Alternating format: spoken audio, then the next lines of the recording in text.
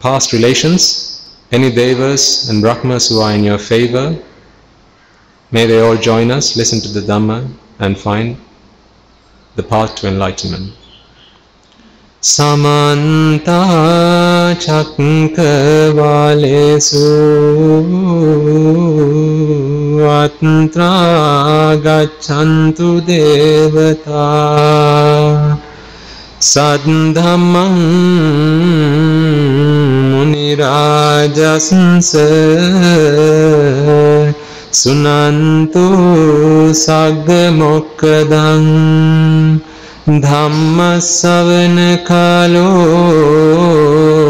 ayam badhanta Dhamma savana kalo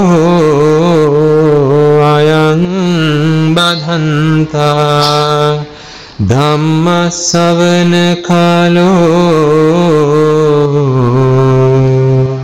ayam badhanta.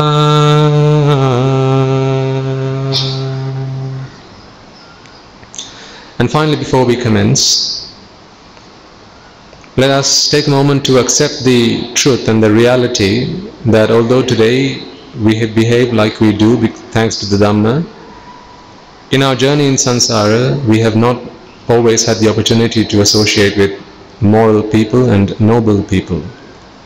We have oftentimes only had the opportunity or only been in the association of immoral people and ignoble people. And in having done so, they filled our minds with raga, dvesha, moha, and having been blinded with ignorance and attachment, avidya and tanha, we will have not been able to recognize with the noble Aryas, the Samma Sambuddhas, the Paccheka Buddhas, the Arahata Buddhas, Anagamis, Sakurdagamis and Sotapannas, be they on the path or the fruit. Either knowingly or unknowingly, if we had insulted them, if we may have abused them or slandered them, those Aryapavadas today hamper our progress to Nibbana. So let us all take a moment to seek their forgiveness. May those Aryas find the compassion in their hearts, which they all most certainly do, to forgive us for all the Aryapavadas we may have done in the past. And finally, let us all make a firm resolute. May this dispensation of the Dhamma help us all attain the noble achievement of Sotapanna, and if there are any of you who may have entered that path of stream entry, may you be able to fulfill that journey by attaining the noble attainments of Sakurdagami, Anagami and Arahat through the course of this sermon itself. With that firm determination in your hearts and in your minds, please be prepared now to listen to this sermon.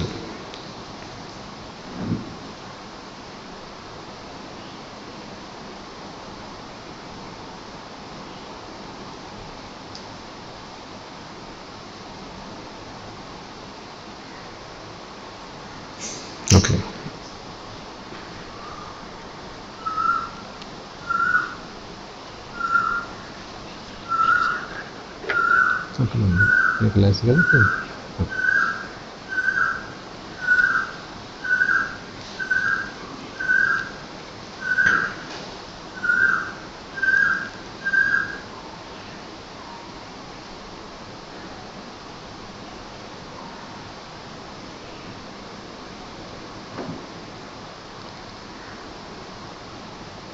Another Sunday, another week, another month, another year.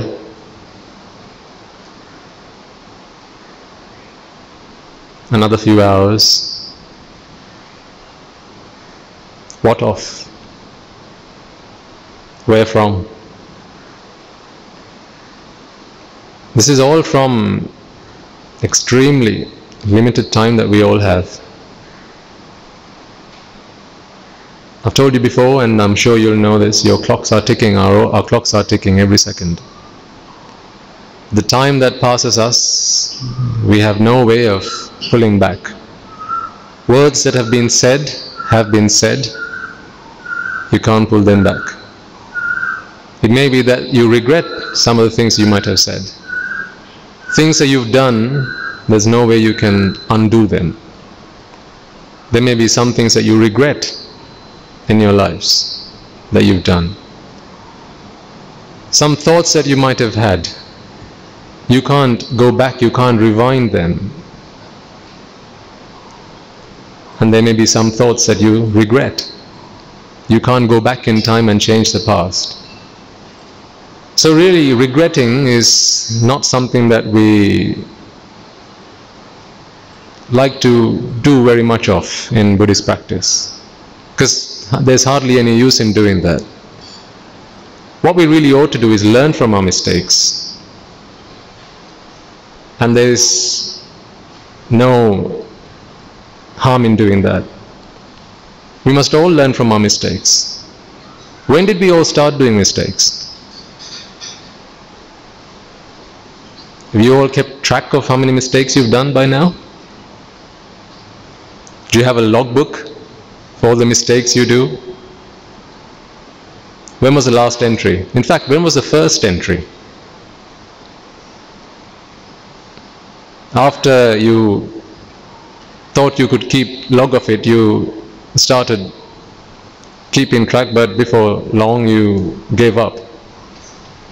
There's no way I can keep track of all the things that I really shouldn't have done, I really shouldn't have said, and I really shouldn't have thought.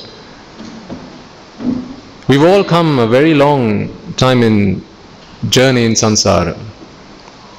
This is not the first time we've been born human, but hopefully this is the last time, if you're fortunate enough. When I say fortunate enough, I don't really say luck has anything to do with your progress. It's really if you take the time to practice, if you take the time to fulfill your journey, then it'll happen. That's all there is. There's a series of things you have to do, you have to complete. It's like, say you go to school and you have your math teacher who says, by the end of this lesson you should complete 50 sums, and he gives you this exercise. Or he says, before you come back tomorrow, you're only going to be allowed to my lesson tomorrow if you will have completed all 50 sums. So you just have to complete them. How much time you take is really up to you, because as soon as you complete them, you're allowed in the class. If you don't complete them, well, sorry. They're the rules. So Nibbana is very much the same. And if you remember from last week, I said, you know what, let's put Nibbana to a side. Let's not worry about Nibbana. I propose, let's not worry about becoming Arahants. Let's all put that to a side. These are complicated things. Let's keep it really simple. And let's go searching for the truth. That's what we did last week, didn't we? We went looking for the truth. And we kept score, if you remember. For all the times that you thought desire brings you happiness. Every time you went acquiring what you desired, did that bring you happiness, or did that really bring you endless torture and pain and suffering? And so we kept score of that. If I remember right, the scores that were at the end of the game were 7-0. 6-1? 6-1, okay. Thank you. So what we need to do really is not regret about the things we've done in the past, because I think it will be quite natural for you to start reflecting on your past. And you will be doing this by now already, I know that. When you listen to the Dhamma, when you learn the Dhamma, when you understand the Dhamma, it's natural for you to go back into your lives, the past few weeks, the past few months, the past few years, and think, good heavens, why did I do that? Now who's going to suffer the consequences of that? Didn't I tell you about the young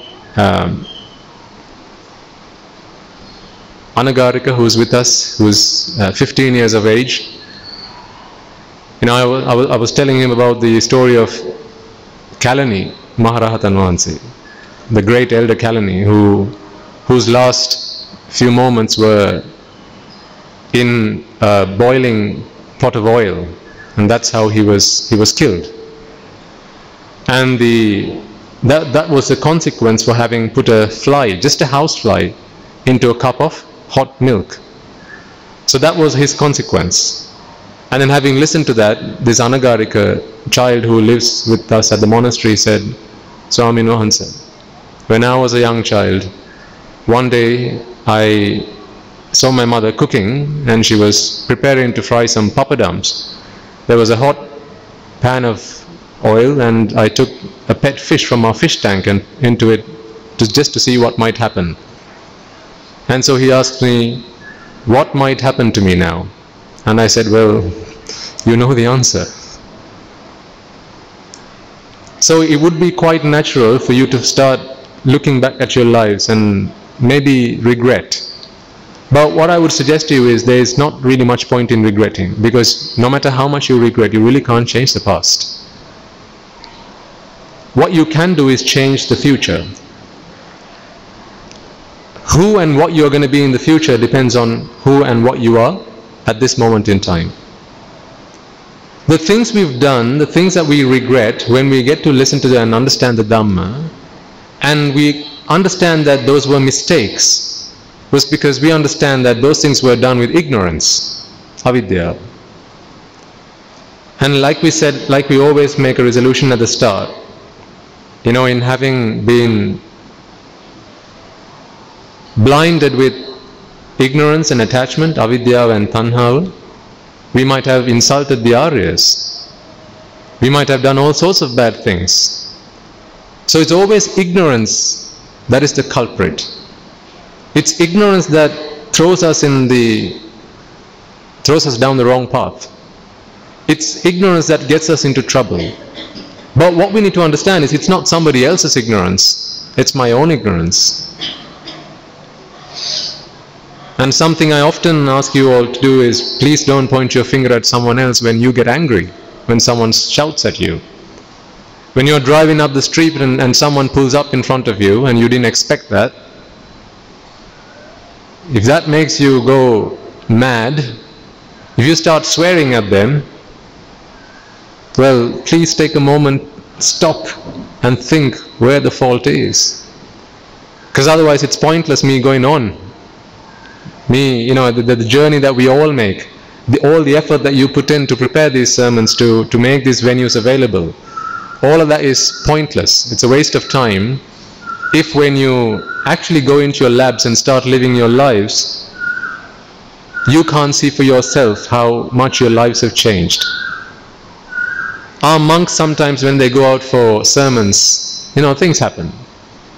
And I'm sure, you know, some of you will probably be aware. Some people can't, you know, this is the nature of the world. You know, last week one of these kids asked about Mara.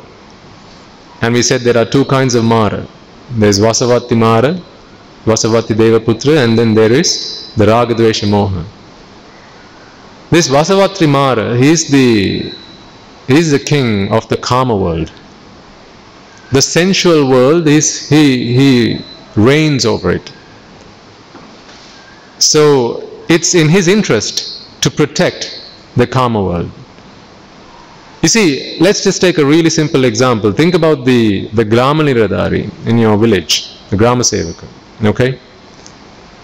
If all of you abandoned your village and went to live elsewhere, then where is he or she the leader of? If we all abandoned Sri Lanka and went to live in another country, then what power does the president of this country have any longer? So it's not in anyone's interest. If they're the leader, if they're who reigns over a certain geography, just to take a really simple example, it's not in their interest if everyone all of a sudden starts leaving. What they want to do is have as many people there as possible. So when Mara reigns over the Kama world, well, what do you think he wants you and I to do? Leave the Kama world or stay here? He wants us to stay. And because he wants us to stay, he'll come and influence us.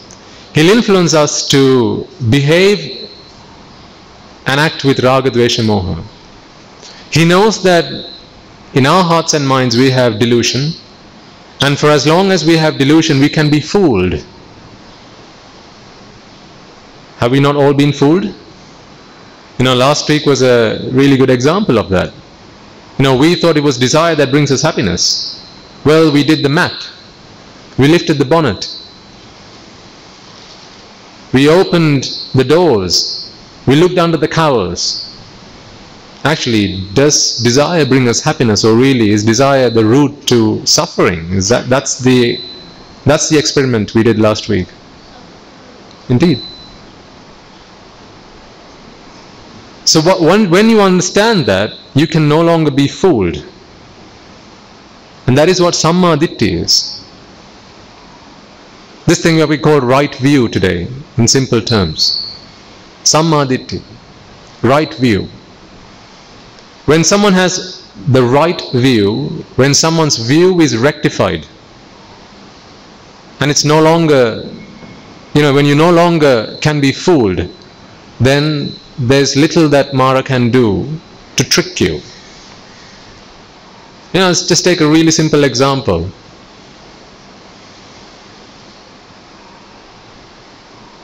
Why do you go and study? So you can learn about the world. You like to get a good education so you can understand the world, what people do to, how people build this world up. And it's a generally accepted norm that the more educated you are, the less that people can fool you. And why is that? That's because you know a thing or two. When someone comes and talks to you about money, if you studied money, if you've studied economics, then less chances that people can fool you. If you studied architecture and you have to build a home and you have workers who come and start working and you know a thing or two about that, then there's less of a chance that they can fool you. If you studied trade, if you studied law, and when someone comes and starts arguing with you or debating with you, if you studied that, if you've got knowledge about that, then there's less of a chance that they can fool you. And this is why you want to go and become educated.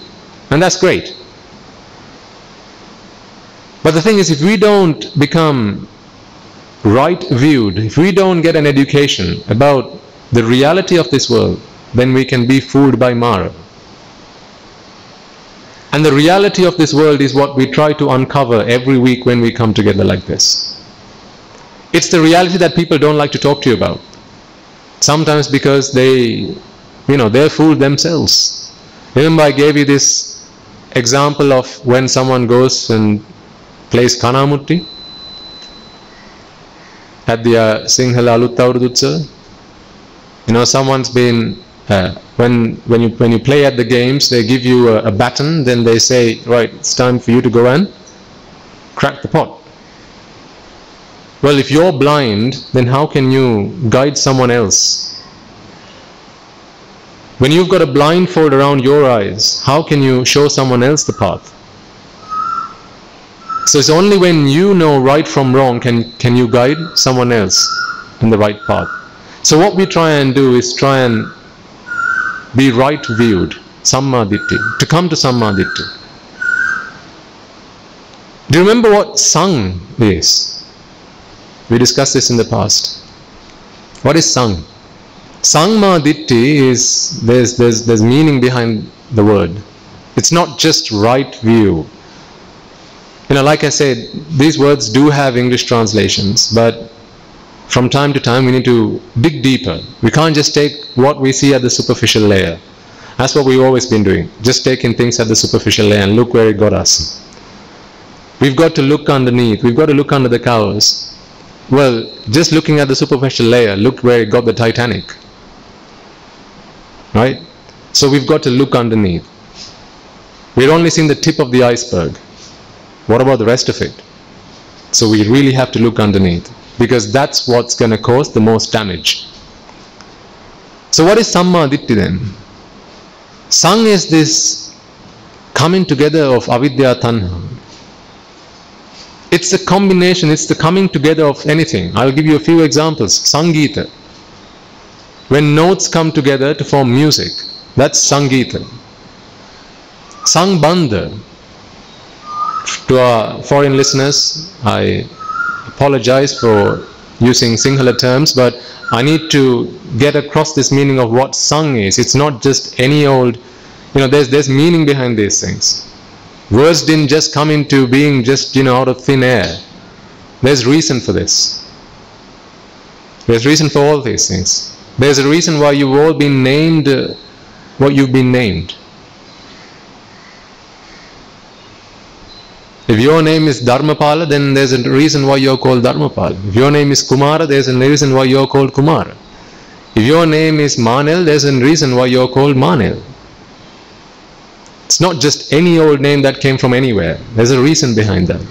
All things are reasoned. All things are conditioned. That's what the Buddha said, right? Nothing comes out of thin air. So what is this sang? Sang bandha, sang sarga, sang geeta, sangsara.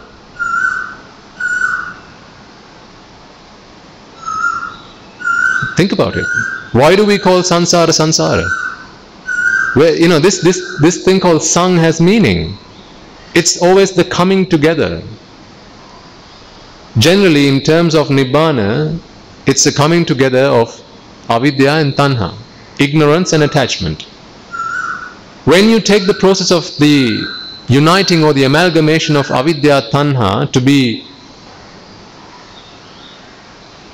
fruitful, to be full of essence, to be meaningful, then you've come to the conclusion that this sang is sara. What is sara? Sara, asara. You'll have heard of these two words, right? They are Sinhala words, and in fact they are Pali words as well. Sara, asara.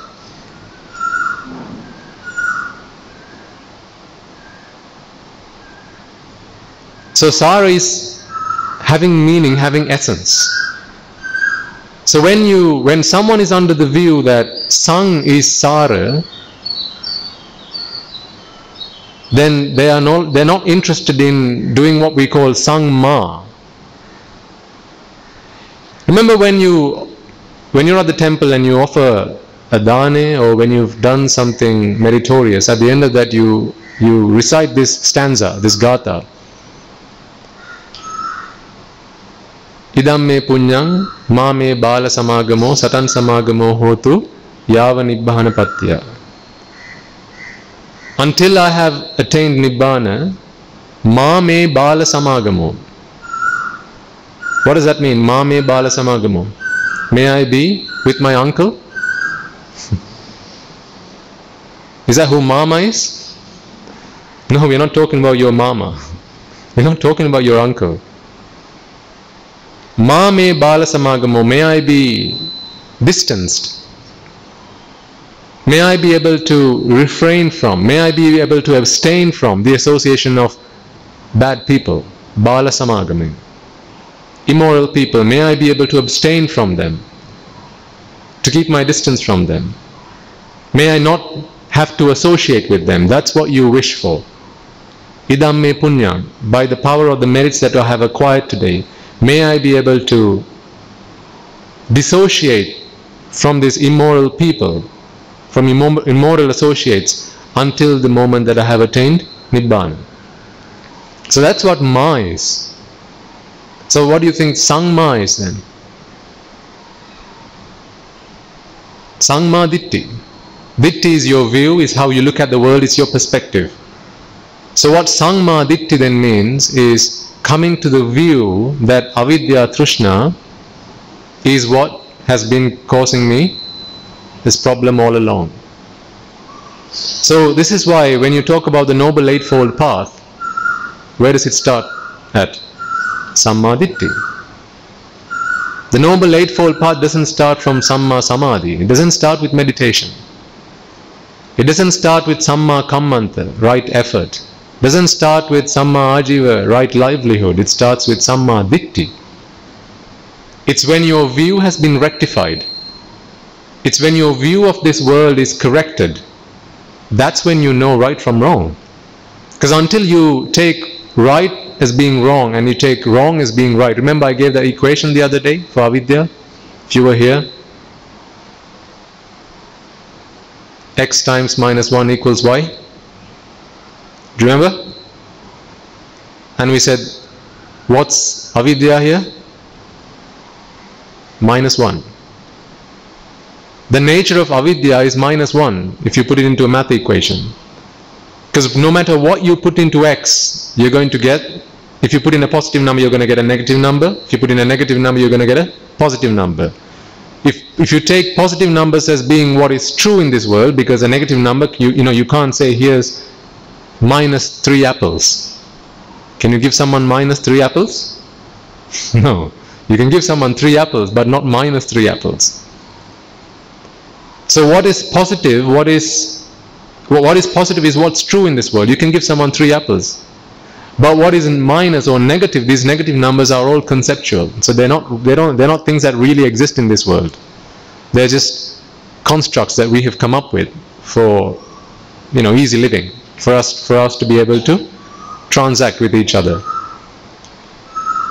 So therefore, if you want to understand avidya in an equation through math, for the math geniuses in the room, x times -1 equals y, where -1 is avidya. So if you put a positive number into x, what do you get? A negative number. If you put a negative number into x, what do you get? A positive number. So if you put the truth into x times -1 equals y, you get false. If you put false into it, you get what looks to be the truth, apparent truth. But is it really the truth? It's not really the truth. So that is the nature of avidya. So for as long as we have this condition called avidya within us, we're not able to see right from wrong. And therefore we make the wrong choices. And therefore we say the wrong things, we do the wrong things, and we think the wrong things. The things that today perhaps you may regret, but I'm trying to say, let's not worry about them. Whether you go to the heavens or the hells, or whether you attain Nibbana is not a result of what you've necessarily done in the past. You can change that now. I guarantee that unless anyone in this room has either killed their mother, has either killed their father, killed an arahant, or if you've been a monk in the past, or if you're a monk today and you've committed the offense of schism, which is Sanghabheda, you can all attain Sotapanna. And no matter what sins you've done in the past, you can change where you're going to go from this point forward. If you become a Sotapanna, all those karmas that you've done, which are destined to take you to the apayas, they become ahosi karma. Their impact is lost. They can no longer influence what happens in the future. So it's avidya that we need to deal with. It's this ignorance that we need to deal with, that we need to eradicate. No one else is our enemy. Vasavati Maraputra is not our enemy. The fire is not my enemy. If I'm holding something that is flammable, then the fire is not my enemy. It's the fact that I'm holding on to something that's flammable. Just throw the thing away. Then you can't be set on fire. If you are doused in kerosene oil, then clearly you should stay away from the fire. What Mara can do is bring you things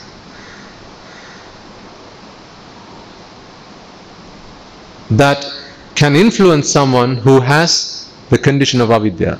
For as long as you have ignorance within you, what Mara can do is bring to you things that can defile your mind. He can show you things, can make you see things. He can play tricks, but he can only play tricks for as long as you can be tricked. Think about, if you ever seen magic, a magician perform, you can only be entertained by magic if you don't know what's going on behind the scenes, right? If you know how a magic trick is performed, can you any longer be entertained by that magic? No, because you know exactly what's going on. When he puts a coin in his mouth and appears to pull that coin out of his sleeve, you know that's just magic. That really didn't travel through your mouth and come out of your sleeve. Sorry, I'm assuming you all know that magic is just a pretense. I don't want to ruin it for you guys. It's like the first time you hear Santa Claus was was a lie after all. You know, you don't want to ruin it for them. But, okay. So if you know that magic is just a pretense, then you can't be fooled. And likewise, when you know right from wrong, when you know clearly that this world, that you, the reason that you see something true to be false is because of ignorance, then the errors of your ways are with you, not outside. So what you need to do now is remove avidya. I thought today we'll talk a little bit about the process of dependent origination, paticcasamuppada. And I want to try and keep it really simple, because we have our young listeners here. You know, oftentimes when I deliver sermons and I see parents who come along with their kids, I remind the parents to take a moment to be grateful that their children are willing, that their kids are willing to come with them. Without saying, "Mother, I really can't be bothered, you go do what you like," or "Mother, that's not what I had planned for Sunday afternoon, let's all go out for a meal."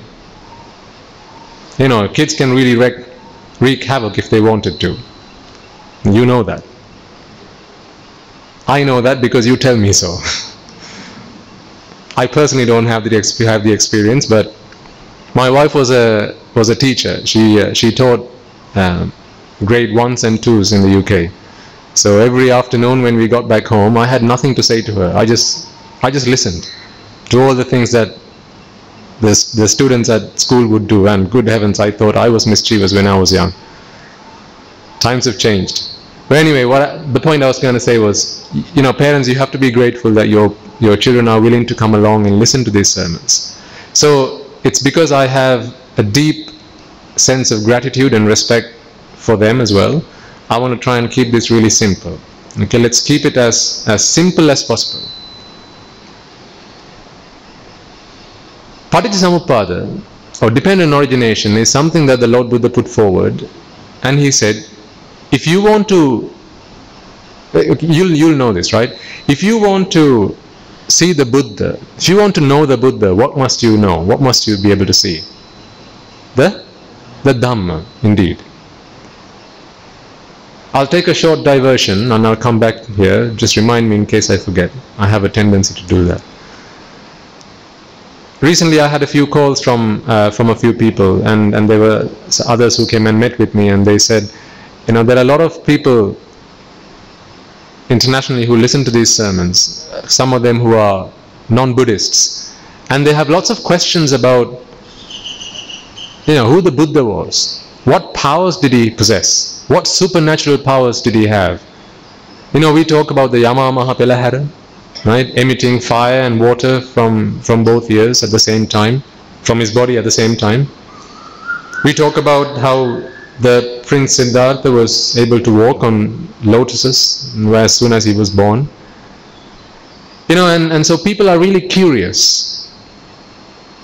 Now I know that these questions are eventually going to lead to, well, how do we know that they really happened? How can you prove that to me? You know, I wasn't there. You know, you're just asking me to believe something that you read in a book. How do I know that was real? And this is why I don't talk a lot about these things, as you probably know. When I deliver sermons in Sinhala, I have full privilege of making references to how the Lord Buddha performed these miracles. Because then I'm delivering sermons to people who generally have a Buddhist background. You know, they've grown up with their mothers, fathers, their grandparents, you know, having taught them about who the Buddha was. And even if they don't understand the Dhamma, at least they have some faith in the Buddha. At least when they see the statue of the Buddha, you know, your hands come together and you go sadhu, sadhu, sadhu. But that's not necessarily the case when we deliver sermons in English, because our audience is not just you guys here. There's a large audience of people, and today there was a lady who spoke with me, and she said she has quite a lot of friends in Canada who she gives these sermons out to, and they're non-Buddhists. So it would really there wouldn't really be a lot of help in me sitting down here and talking to you about supernatural powers of the Buddha.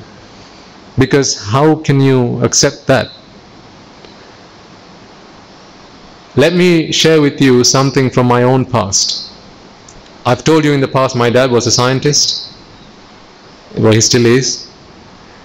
And he always encouraged me to only believe what you could see with your own eyes and hear with your own ears. If you can sense it, then accept it. Don't accept things otherwise. What's real for you, what's material, that you can accept. So I was a very materialistic person. Materialism was my philosophy. Yeah, with my own mouth, the mouth that I preach today, the Lord Buddha's Dhamma, I regret to say, I have in the past asked my parents the question, asked other friends the question, how do I know that Prince Siddhartha was not a lunatic? How do I know he wasn't just a crazy man? And today I'm wearing the robe that he gifted me. Today I'm living the life that he gifted me. But look how much of a change it's made to me. And that's not because I went to classes and studied about the supernatural powers that the Buddha performed. Because that's all I learned when I was a young child. When I was at school, when I went to Dhampasa, the first things that they would teach me was how Prince Siddhartha was born, and he walked on lotuses, and then how the devas came down to the earth and accepted this child.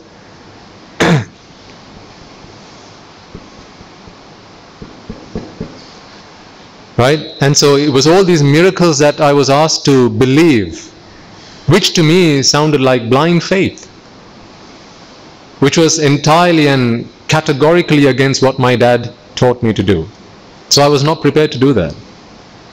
And so I would question, in fact, when I was about the age of 7, 8, the school I went to, they taught me Christianity. So I used to, as a young child, I used to sing hymns.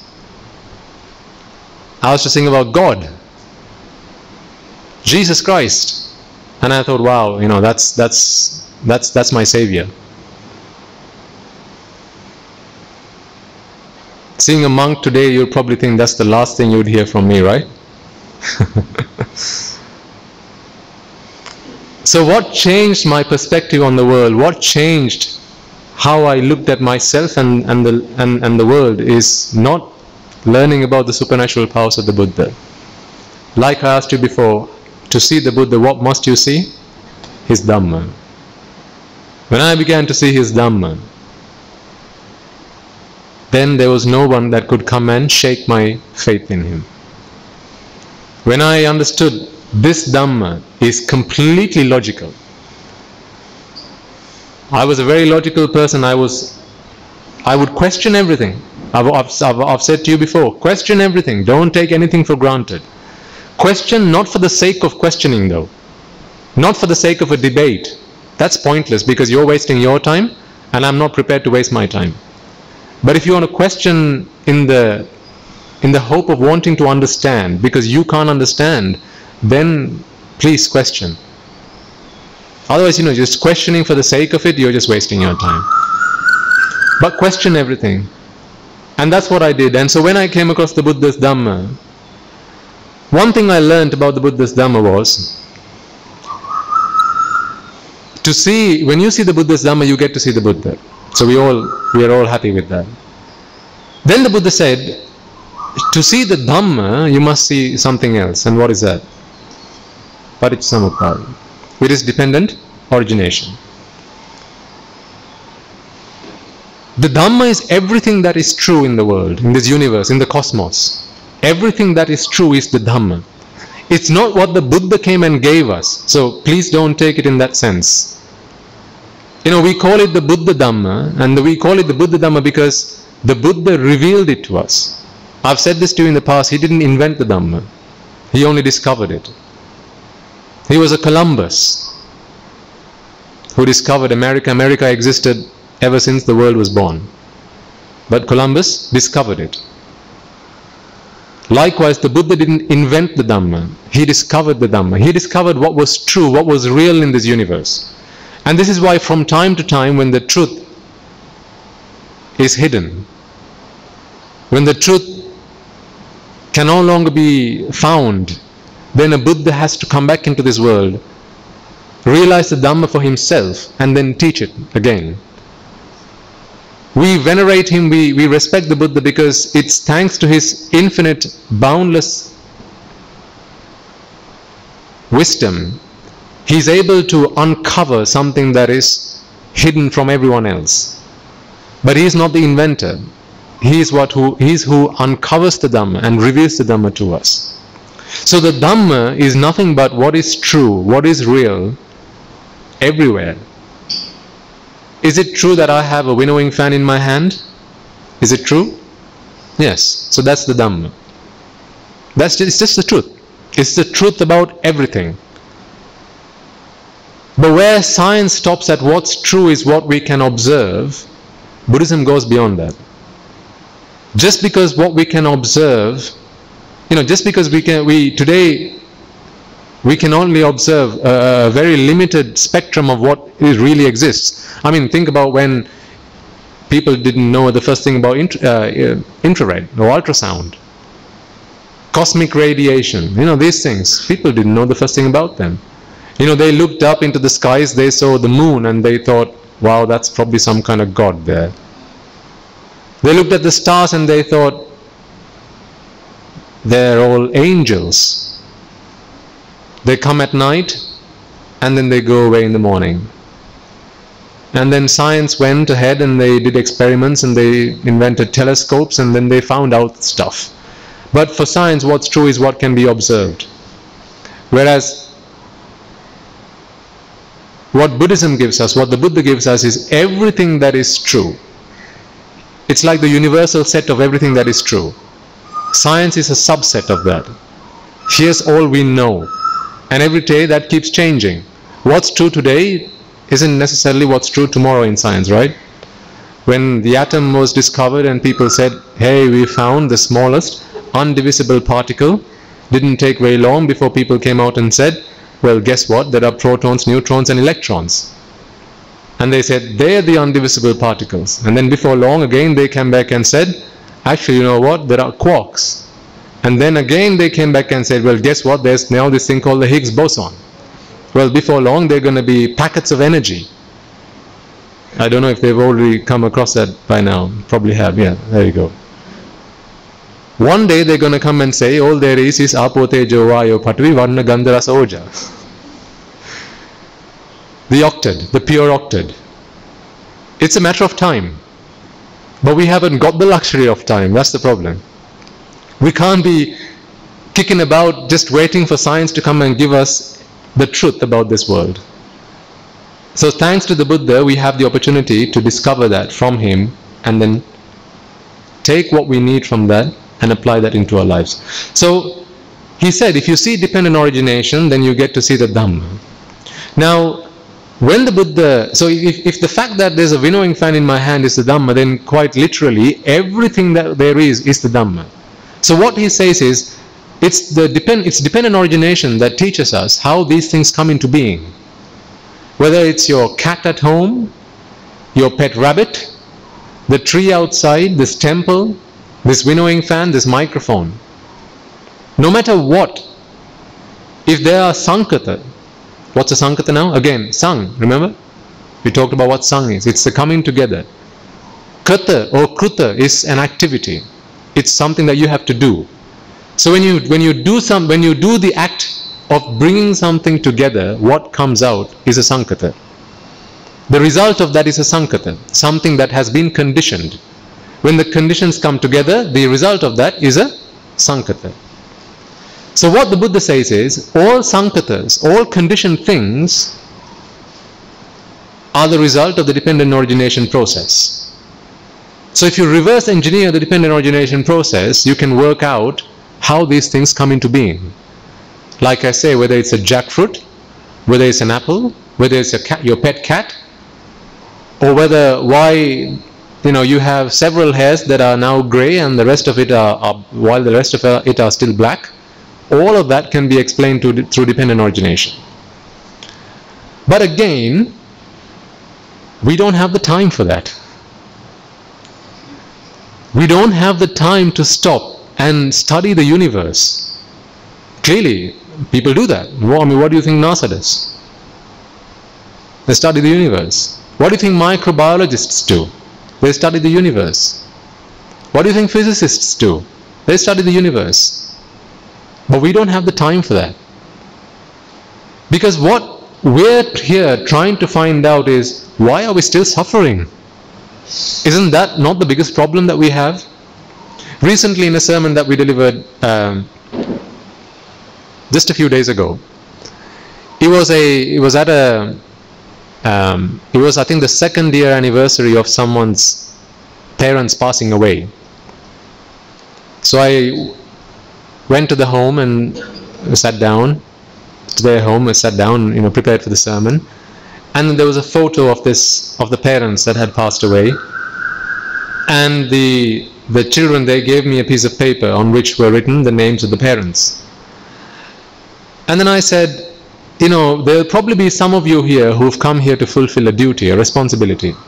You have a duty towards your neighbors, towards your relatives. When someone passes away, you can't go on holiday. You have to cancel your holiday and you have to go along to their almsgiving or to the sermon that is going to be delivered. Whether it's a bana or a dana, you have to attend that, right? And sometimes you don't always go because you like to, but you have to go there so you can tick the box.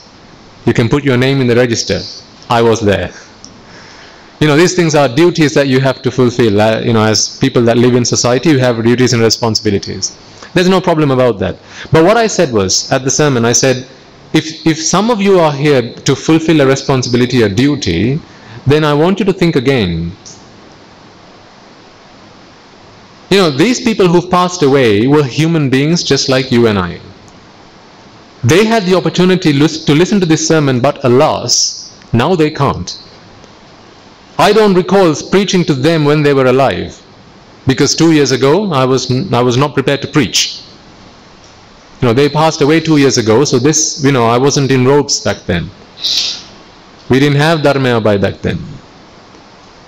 So back then, being alive back then didn't really do much, wasn't really of much use to that person. The question is, well, you are all alive now. You can all hear what I'm saying. You can listen to this sermon. You can understand what I'm saying. You're intelligent people. But for how long? For how long are your senses going to work? For how long are you going to be able to sit where you are sat right now and listen to this sermon? How long before you say, son, why don't you go? Today I can't. My back's hurting. Because it's time now. Your clock's coming to an end. Or one fine day you go deaf. People wake up deaf. Hasn't that happened? Of course.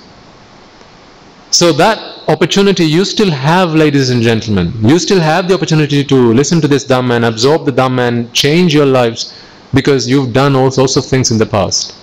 Now, because we've done all sorts of things in the past, and because we are born today, because we are alive today,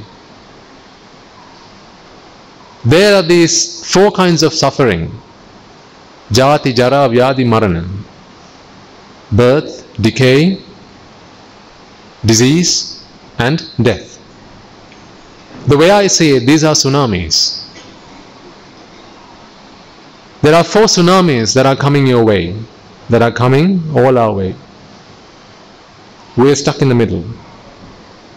Who here has escaped the suffering of death? Anyone? Who here has escaped the suffering of disease? Can we all come to a consensus and say from here on we are not going to fall sick? Is that possible?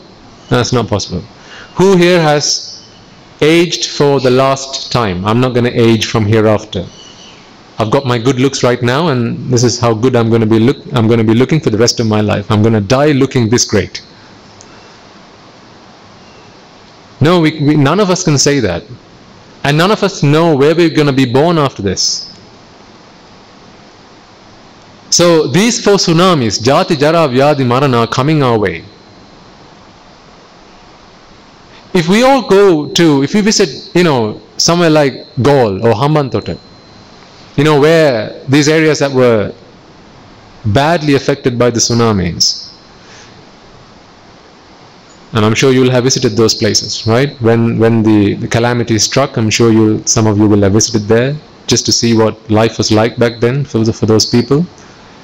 When you went there and you spoke to someone, if we go back there and speak to some, just normal everyday folk and say, hey, excuse me, do you have problems in your life?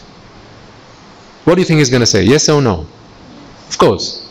I'll ask him, what sort of problems do you have in your life? He'll say, well, I've got money problems, I've got family problems, I've got school problems, I've got work problems, I don't know what to eat for tonight. I don't know what's going to be there for dinner. I need to go and fetch something for dinner, right? He'll have all these problems. My kid's not doing really well not doing great at school, so I need to go and sort him out. Right? Next door neighbor's trying to encroach on my land, so I need to go and sort him out. I've got 6 lawsuits that I need to sort out. Right? He's got all these problems. My parents are unwell, so I need to take them to hospital and make sure they're okay. So he's got all these problems. And then I tap him on the back and say, excuse me, there's a tsunami coming. Literally, there's a tsunami coming. And I point at him, there is a tsunami coming. And I ask him, which one of these is now your biggest problem? Is it what you're going to have for dinner tonight? Is it the fact that you haven't put your children to school yet?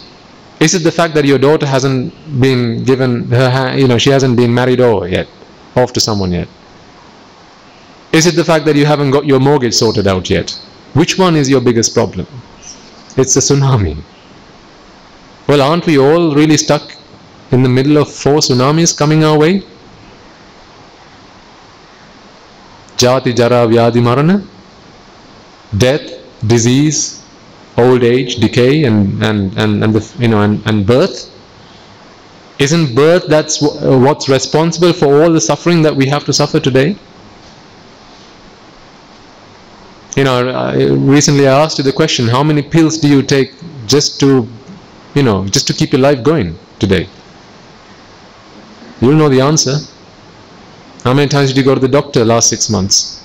You'll know the answer. I told you about my father, who came to see me a few months ago, after he worshipped at my feet, and I could see he was struggling to stand up on his own 2 feet. And I could see tears in his eyes. A few moments later, and that's when I remembered he's got arthritis. And he tells me how when he has to go to the doctor, when his pains are really bad, he goes to the doctor and then they give him injections. And they give these injections to the joints, which are excruciating, he says. Sometimes he screams in pain. He's a grown man, age 65, screaming in pain, like a little child. Have we all escaped from that yet? So what do you think our biggest problem is then? Is it not these 4 tsunamis coming our way? I'll ask you another question. Think about all the people that you love in your life. Your son, your daughter, your mother, your father, your brother, your sister, your husband, your wife. Have any of them escaped these 4 tsunamis?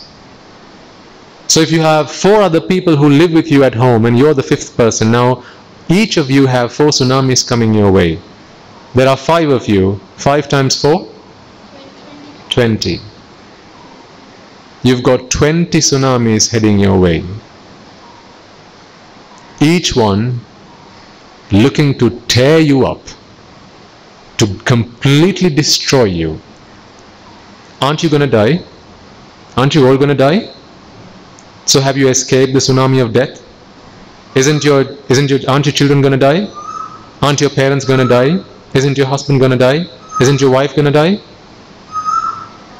Have they escaped the tsunami of death? Aren't you going to age? Aren't your parents going to age? Aren't your children going to age and decay? So have you escaped that? No. So is what I'm saying just a figment of my imagination, or is that really what the truth is for us all? None of us have escaped that. So we're stuck in the middle. There are 20 tsunamis heading our way. How many sons do you have, madam? 2. That's 8 tsunamis. Including you, that's 12. One tsunami was that bad. How much damage do you think 12 tsunamis are going to do? Thank you for volunteering the answer. Now each of you ask yourself that question. The question I asked my mother was, Mother, you know that this tsunami is heading your way. Are you prepared for it now? So this is what I'm saying. The point I'm trying to get across to you is we haven't got the time. We haven't got the time to go and study about the universe because there's a greater problem at home. The biggest problem that we need to deal with is right in front of us. We are stuck in the middle of 4 tsunamis, each and every one of us. Like I said, we go to Hambantota, we go to Galle and ask that gentleman, what is now your biggest problem? And he's going to say the tsunami. So clearly, the biggest problem for all of us should be the same, right? Whilst dependent origination teaches us how everything comes into being, I would like to say that is not my problem. Because I haven't got the time to go and figure out how the universe came into being. I haven't got the time to go and figure out how Astra Centauri came into being. I haven't got the time to go and figure out how Andromeda formed, or how black stars formed, black holes formed. That's not my problem. I've got 4 tsunamis coming my way. That is my biggest problem. The Buddha was the greatest doctor that was ever born. And this doctor taught us how to cure ourselves. He gave us this medication, this medicine called dependent origination, the Dhamma, to cure this problem. Unfortunately, what most people do today is put that to a side and they go and study everything else. It's good to study the Dhamma, I agree with you, there's no problem with that. But what you need to ask yourselves is, have you sorted yourself out yet? Have you solved the biggest problem that you have? Once you've done that, go and figure out everything. Go and find out how the world came into being and when it's going to end. Go and study time-space continuum. Do whatever you need to do after you've sorted out the biggest problem that you have at hand. If I pointed right now to you, here's a tsunami coming your way, you're not going to be in this hole for 1 minute. For a moment longer, you're all going to be running like there's no tomorrow. You're going to forget about each other. His mother's going to carry her children and want to try and save them. Parents are going to carry their children and start running. Husbands are going to hold on to their wives and start running. Isn't that true? Yes. Well, how do we know when the tsunami is going to come and hit you? So the problem that I want to deal with, I want to tackle with, and I want you all to think about, is this problem of death, disease, decay, and birth. Let's figure that out through dependent origination. Everything else we can worry about later. When I become an Arahant one day, that day I'll come here and I'll talk to you about how the world came into being, how the universe came into being, how gods come into being, this, that, and the other, and I'll explain it all that to you through dependent origination. But right now, I've got a bigger problem at hand. I'm trying to run because there's a tsunami coming my way. You're asking me,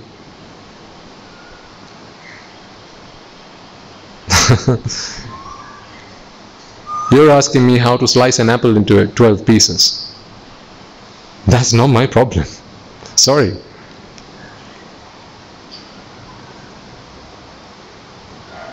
So, let's look at dependent origination to figure out where is it we got it wrong. Avidya pacca tanha, avidya pacca sankara, sankara pacca vinyan, vinyana pacca namarupa, namarupa pacca salayatana, salayatana pacca passa, passa pacca vedana, vedana pacca tanha, tanha pacca upadana, upadana pacca bhava, bhava pacca jati. Now that's probably sounding like Greek. I can tell because he's got a phone in his hand now.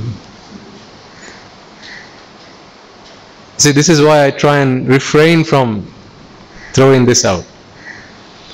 But people are now starting to ask, let's talk about more profound Dhamma.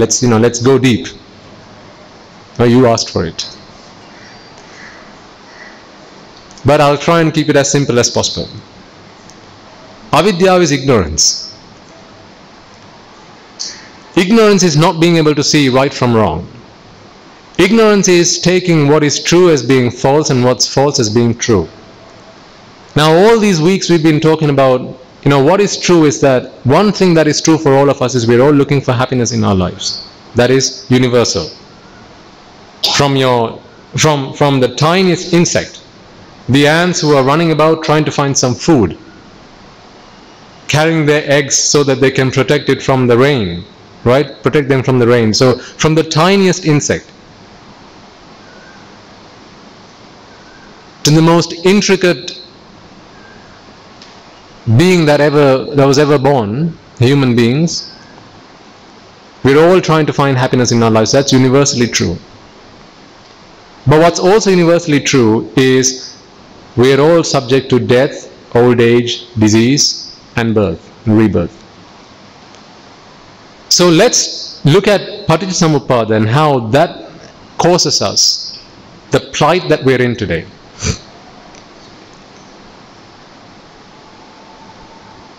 The reason that we go to old age, the reason that we decay, the reason that we have to die is because we are born in the first place. Ever heard of John that died but was never born? No, because if you're not born, you're not going to die.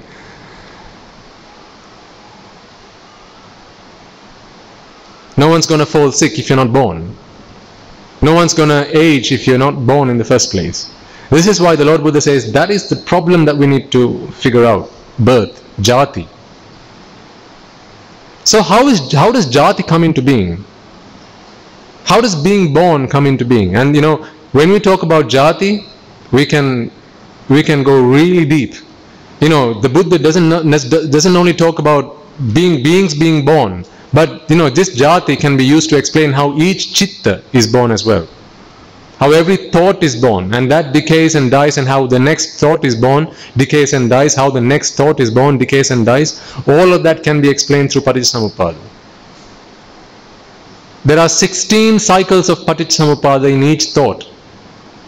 I'm not going to talk to you about that today, because you'll all start going into Chaturtha Dhyana Samapatti.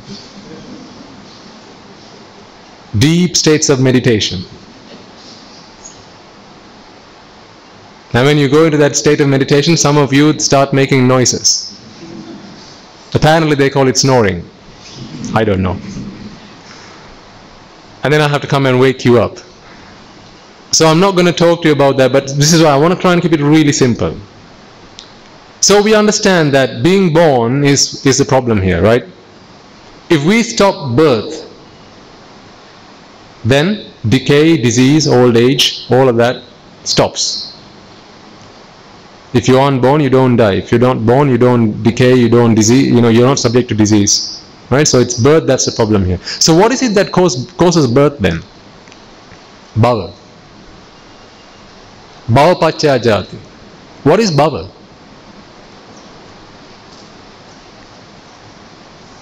Bhava is the becoming. It's the becoming of something that ultimately results in the birth of something. I'll give a few examples just to help you try and make sense of this. Because at first this is going to be a little bit difficult to understand, but don't worry. We can talk about this over the next few weeks to help this sink over time. It's like when a fetus is born within the mother's womb, a baby isn't born immediately. It takes time. The baby is in becoming. It develops inside the mother's womb. This fetus develops. And over time, when it comes out of the mother's womb, we now call it a baby. Or when just before it's ready and it's fully formed, You know, after the lapse of what, 9 weeks, oh, sorry, 9 months, 9.5 months, 10 months, we're now prepared to say a baby is in the mother's womb. But before it's a baby, it's a fetus. So while it's a fetus, it's still in the process of becoming. You put you want to bake a cake. You make the mixture and you put it in the oven. Is it a cake just yet? No, it's flour, it's what else? Eggs, what else? Sugar, right? Water. It's all these things you put in there, but it's in the process of becoming. What? A cake. So it's the process of becoming that the Buddha puts forward as bhava. Now, I'll give you something else you can relate to. Let's say you want to become a rich person. You want to become a rich man, a rich woman. When you want to become a rich person, who do you associate? Poor people or rich people? Rich people. If you want to become a rich person, is there much point in associating poor people? No. Remember Rich Dad, Poor Dad? Haven't read that book? Okay, don't worry. That's all worldly stuff I've done in the past. I thought that would bring me happiness.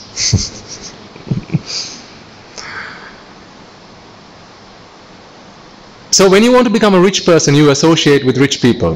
When you want to become good people, you associate with good people. Why do you come along and listen to these sermons? Again, you will associate with people who you want to become like. Right? So when you associate someone like that, you're now in the process of becoming. If you're a bad person, I mean, let's not go into the definition of what a bad person is or a good person is, right? Just take it at a superficial level, that's fine. Just to understand this example. If you're a bad person, or let's say, you've been imprisoned. Before they let you out, chances are they'll probably put you into a rehabilitation facility, where they'll get you to associate with people who will come and talk to you. They'll come and do some counseling. They'll help you to rebuild your life. They'll help you to understand society, how to live in society, right? So what they're doing is they're giving you the opportunity to associate with something else, and in the process of something or someone else, and in the process of doing that, you become more like them. So you're in the process of becoming a good person. So that is that process of becoming what bhava is. Did you get that so far? You can ask me if you have any questions, then please ask before we continue. So it's the process of becoming. Okay? So for the kids in the house, I'll give another example. Let's say you're not very good at say math. What you then do is you take some tuition lessons. So what you're doing there is you go to a tuition master who is really good at math, and now in the process of associating with your teacher, in the process of doing your homework, in the process of working out those sums, you're in the process of becoming good at math. What a university does is it helps you become someone who's a graduate. Okay? So it's that process of becoming that is bhava. Now, so therefore for us all to have been born humans, we have all had to be in the process of becoming human first of all. Now, I'm not talking about the time you spent in the mother's womb here. I'm talking about what made you human in the first place. By the time you came into the mother's womb, you were already human. You were already human before you came into the mother's womb, in the state that we call a Gandhabba. A Gandhabba is born before you come into the mother's womb. When a man and a woman unites, at that point in time, these human Gandhabbas, they're all over the place. They're looking for an opportunity to come into this world with the body that you and I have today. And they're just waiting for that union to happen. And when that happens, a Gandhabba comes in, takes seed, or takes hold of that fetus, and then from there on it starts developing.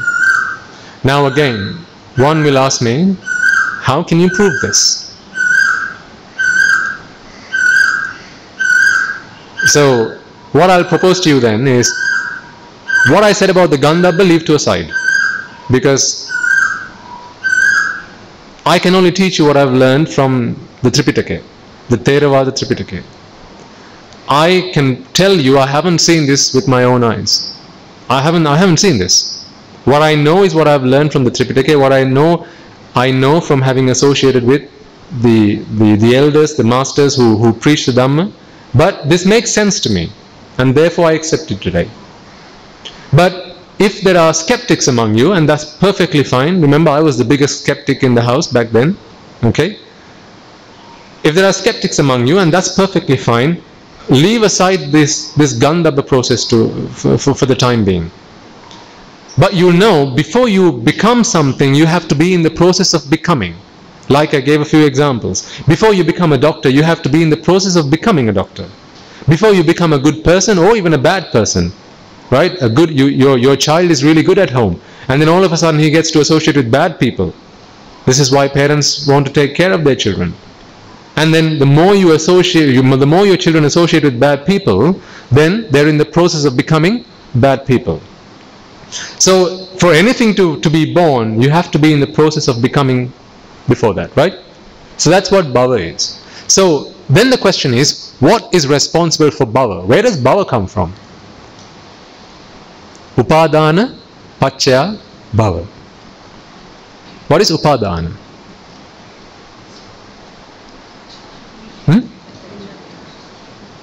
Tanha is attachment. Upadana is close association. Close association. I don't mean physically close association. It may be the case in some cases, but I'm talking about close association with the qualities that are responsible for the becoming of something. So let's put it this way. If you were a deva in your previous life, a god in the devas in your previous life, to have become a human being in this birth, you would have had to be in the process of becoming human before you passed away as a deva. To be in the process of becoming a human being, you would have had to associate what it is that makes a human, the qualities that give rise to a human, the guna, the gati guna. You know, that's a singular term I threw out there, but you'll know what that means. Gati guna. It's the qualities that make something. Qualities makes a man, right? So likewise, it's the qualities that you associate that then puts you into this process of becoming, which ultimately results in that thing coming alive. Now, I know, as I say, you're probably thinking about, physical people dying and being born, and that is one side of Paticcasamuppada. But, even in your own lifetime, you're going through several series and processes of Paticcasamuppada every second. If you're a rich person today, if you're a rich man today, you weren't always a rich man. If you're an educated man today, if you're an educated woman today, you weren't always an educated lady. If you're a doctor today, you weren't born a doctor, you weren't born a teacher. What you did to become that was associate the qualities, the knowledge that was required to make a teacher. This is why we went to teaching school. This is why you went to medical school. This is why you went to university. This is why say let's say you're an alcoholic. I'm not talking about you, by the way. I'm just taking an example. Let's say there's an alcoholic and he wants to give up the habit of alcoholism. So he goes into rehabilitation, perhaps some counseling. Now, what he does there, he gets to associate what's required, the qualities that are required, the knowledge that's required for him to break the habit. Likewise, someone who is not an alcoholic, someone who hasn't taken alcohol ever in their life, what happens if you put him into a circle of people who are alcoholics? Before long, he's going to become an alcoholic. This is why when we talk about drugs and alcohol and sex and these things, all the time, oftentimes I tell take care of your children, protect your children, because you don't know who they get to associate when they leave home. Your home is the only place where they're safe. Well, you've got a TV at home though, unfortunately. And you've also got the internet. They're bad enough. It's not the TV that's bad, it's not the internet that's bad. What's bad is what they show on TV, what your children get to see on the internet. We'll come back to that later. So it's what you associate. Upadana is association. Upa-adana. Upa is close. Close association. So how do you know Upa is close? Who is Upanayaka? The deputy? This is a deputy leader, right? Upa-amati, deputy minister. So deputy is someone who is closest to the one that's next in line. So this is why close association is the meaning that we can confer to upadana. Whatever that is closely being associated, okay? So for as long as you associate closely the qualities and the knowledge and the attributes that are required for one to instill within themselves to become a human, a deva, a brahma. Sorry, so I was saying, if you were a deva in the previous life, you would have had to associate the qualities that put you into the process of becoming a human. And then you became a human, and then you were born a human being. So it's association that matters. What do you think we do when we come to listen to these sermons? Again, you're associating. You're associating the attributes, the qualities that are required for you to attain Nibbana. You want to become Sotapannas, you want to become Sakurdagamis, you want to become Anagamis, you want to become Arihats. To do that, you have to associate the qualities. You have to associate the Dhamma. So this is Dhamma Upadana. Buddha Dhamma Upadana. When you go and live in the world, that's Loka Dhamma Upadana.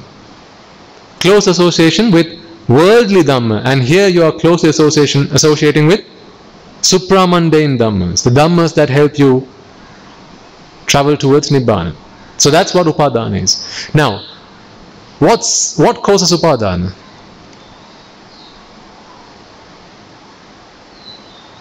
Tanha Pacca Upadana. So Tanha is attachment. Tanha is where you go and attach yourself to something. Haveno, again a singular term I threw there. Haveno is to attach yourself to something. When you go and attach yourself to something, that's tanha. And that tanha can be towards something good or bad. For you to want to attain Nibbana, guess what you need to be attached to? Nibbana. So not all types of tanha is bad. You need tanha to attain Nibbana. The tanha that's going to get you into trouble is the tanha that it's the dasakusal, the 10 unwholesome deeds. Raga, dvesha, moha. For as long as you are attached to raga, dvesha, moha, that's going to take you in samsara. And if it's lobha, dosa, moha that you're attached to, that's going to take you to the hells. If you're attached to the qualities, the attributes that are required for you to become a human being, then guess what you're going to be born? A human. If you're attached to, and if you are attached to the qualities that are required to become a deva, then guess what you're going to be born? A deva. You see, haven't you met humans who are like gods in flesh? You say, I'll throw a single expression here, Ara manusanan deviyek wage. That man's like a god. Or sometimes you say, Arunam ballek wage. It's like a dog. Look at how he behaves. He's like an animal. Why do you say that? It's because you see that the qualities or the attributes that he's demonstrating are the qualities of a deva. The qualities of a deva is to give. To give whatever you have. Denna devi. That's why, like I said, every word has meaning behind it. The devas are not called devas just for the sake of it. When you practice giving, whatever you have, give as much as you can. Practice giving like this, like giving's going out of fashion. As much you can give, that much you're eradicating attachment. Practice as much giving as you can, whether it's alms, whether it's giving to poor people, right? Whether it's giving the Dhamma, the gift of Dhamma. I mean, the gift of Dhamma excels all gifts. Thanks to you, I'm able to give that gift every week. But so can you. You know, when you perhaps share the link to these sermons out with somebody else, some of your friends. I know there are some of you who've started to transcribe these sermons. Make them available in print format, because there are people who don't have the opportunity to, the luxury to listen to these sermons, or their preferred method of taking the Dhamma is by reading. There are people among you who do that. What a meritorious deed that is. With every word you type, with every key that you press on the keyboard, that's a gift of giving. The Dhamma. When the rewards come, you know, they come tenfold, hundredfold, because you're giving the gift of Dhamma.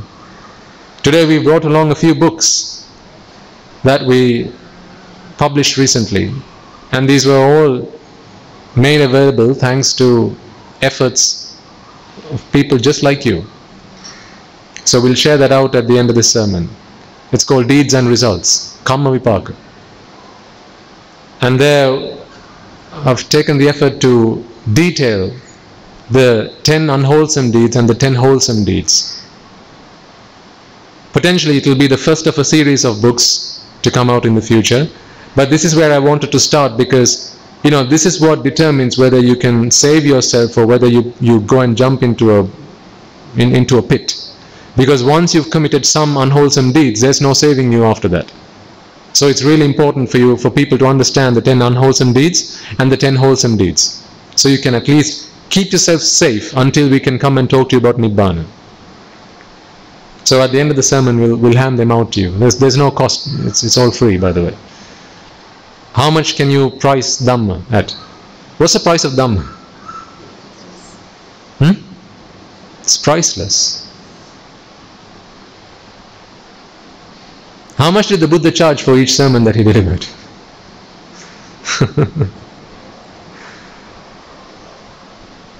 If the Buddha had charged for his sermons, good heavens, we'd all be bankrupt.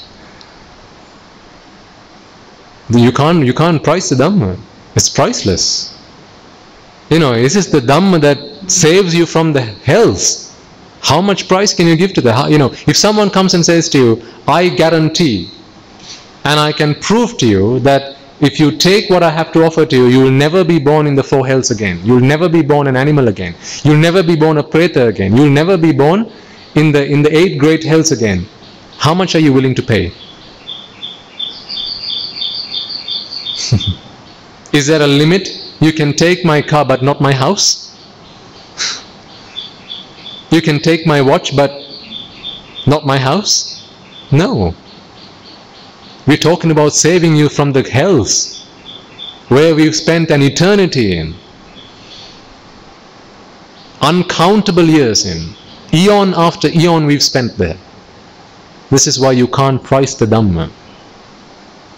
This is why you can't price the service that venerable monks and nuns, as well as the upasakas and upasikas like yourselves, render to this world. Because when you understand the Dhamma and you go and share that with your friends, like that lady who spoke to me and said, I try and deliver these sermons in whatever way I can to my friends who are Christians, who are Muslims, who are Hindus, doesn't matter, who are Buddhists sometimes, who think they know what Buddhism is. I thought I knew what Buddhism was. You know, here's the path to liberate ourselves. Here's the path to liberate ourselves from the 4 tsunamis. Is there a price for that? It's priceless. So never are we going to put a price on anything that we do. We'll come and give you CDs. We'll never ask you to pay a price for that. We'll do it for as long as we can do it. You know, there are people just like you who regularly contribute whatever they can. Some they struggle to make means, make a living, make ends meet at home, but still they put aside some money towards the dispensation of the Dhamma. This is not for my upkeep, by the way. You know, I've talked about how I'm happy to live my life under a tree or on a rock, going out for alms. This is the monk life that I wanted when I ordained. I like to go out with my arms bow, accept whatever it is that's offered to me. That's what my preference is. Not living in a monastery and waiting for people to bring food to me. You know, so if any of you have visited us at the monastery, you'll know the state the monastery is in. We started building work about 8 or 9 months ago, and still, you know, our monks, there are 40 of us, and we use 2 toilets. They're not really toilets, they're just squatting pans. And there's a tap that's attached to some PVC. That's all we have. When people, sometimes, you know, philanthropers, benefactors, they come and visit us and they say, oh, Venerable Sir, please allow us to build some, you know, some halls of residence for you. Please allow us to make some new toilets for you. And we say, well, hang on, there's a Dhamma hall that's still not been built. Don't worry about us. Go and build the Dhamma hall where we can deliver these sermons, where we can accommodate as many people as we can. That is our priority. Giving this Dhamma, saving you from the 4 hells, saving you from the 4 tsunamis, while we try and do that for ourselves. That is my priority. If some of you may know, when we first moved into the monastery back in September, you know the kind of life I lived. Some of you will know because I've shared some stories from my past. Back when I was in the UK, I lived in the lap of luxury. But and so did all the other monks. They've all come from well-to-do places. When we first moved into the monastery, my bed was a sheet of wood on four bricks. And that's how we were for several months. The windows weren't covered, so whenever it rained, everything was wet inside. So we used to cover ourselves with several robes just to keep ourselves dry. But we wanted to come to the monastery as soon as possible so we can start helping people as soon as possible and not wait until everything was complete. So even today, if you visit us at the monastery, and please do, if you have the opportunity, you will be able to see for yourselves what state we are in. But this is not me crying and saying, oh, please come and look after us. I've got more than I can ever want. I've got more than I ever need. I came to sit under a tree on a rock and practice my path. When the most venerable Sariputta says, a hut for me is a hut that protects me from the rain. For as long as when I'm sat in the meditation posture, if my knees don't get wet from the rain, that's all the area I need, and that's all I need to have as a hut. Nothing more. Well, I have 10 times, 20 times, 100 times that. There's one large hall in which all 40 of us monks live in. That's more than I could ever ask for. That's more than enough for me to complete my journey and fulfill my path. I have everything I need. But that's all again thanks to you. I didn't build that, you did. I don't go out for alms today because you come and feed me. I didn't buy this robe. You donated this robe to me. You offered it to me. So you've done everything you can. You've done everything you need to do for me. This is why I'm trying to do everything I can for you, to save you from the 4 hells and to save you from the great tsunamis that are heading your way. So like I said, the reason we come and listen to these sermons is because we've attached ourselves to Nibbana. This is what Chanda is. Chanda Chitta Virya Vimansa. Satara Iddhipada. The Lord Buddha says these are qualities that you absolutely must have if you want to attain Nibbana. So attachment to the 10 unwholesome deeds, to Raga, Dvesha, Moha, that's clearly bad, no question about that. But if your attachment is now to the 10 wholesome deeds, there's certainly no problem with that. Ma bhikkave punyanam bahitta, sukhan setang ativatanam punyanti. Monks do not fear the meritorious deeds. Some people fall into this distorted view. If we do good deeds, then that's going to take us in samsara, so let's not go off our arms. Please don't fall into that trap. The Lord Buddha says, do as much good as you possibly can. For as long as your legs can lift you up, go and help somebody else. If it's a glass of water that you can offer, do that. When you listen to this Dhamma, go and, if it's just a friend, say you're on a bus somewhere. You're on a bus and the person sat to you is next to you is a friend. Some or the other, you see something happen in the middle of the street. And to you, you begin to see the Dhamma. There, sometimes, there's a narrow escape. Or perhaps, someone gets into an accident. And your friend says, oh, poor thing. And you go, well, what about you and I? Have we escaped that? Aren't we still subject to that? And he says, actually, you know what? Good point. Now you've opened yourself an opportunity to start to talk to him about the Dhamma. Have you ever never thought about how you might be able to escape this suffering? There are monks all over the country who speak about the way to liberate ourselves from this suffering. Would you like to learn more? I can give you a CD. Why don't you all have a CD with you wherever you go? In your handbags. If you have a mobile device, then just have one of these sermons. You can Bluetooth it across to that person, your friend. Or if you go and visit a friend, and you're playing on his computer, just copy a file across, leave it on his desktop. You never know. He'll double click on it, start listening to the sermon, and he thinks, good heavens, I never knew attaining Nibbana was that easy. I thought it was beyond any stretch of my imagination. Be tactful, but in a positive way. If they say, no, I'm not interested, then please don't go pushing it on them. Please don't go do that. The Buddha says, trying to give someone the Dhamma if they're not interested in it is like a man running after a woman who says, I no longer want to live a married life with you. And going after her and pleading to her, oh, please, please, please, please come and live with me. Please, I won't hurt you again. Oh, please, please, I beg you. That's shameful. That's disgraceful. So the Buddha says, don't do that. But if any one of your friends, your family, when you go visiting them, have a CD with you. Just say, what? I've been going to these sermons recently, and to an intelligent person like you, I'm sure this will have something for you to take. People like to listen, to hear you say they're intelligent. Someone's clever as you, I'm sure there'll be something here for you.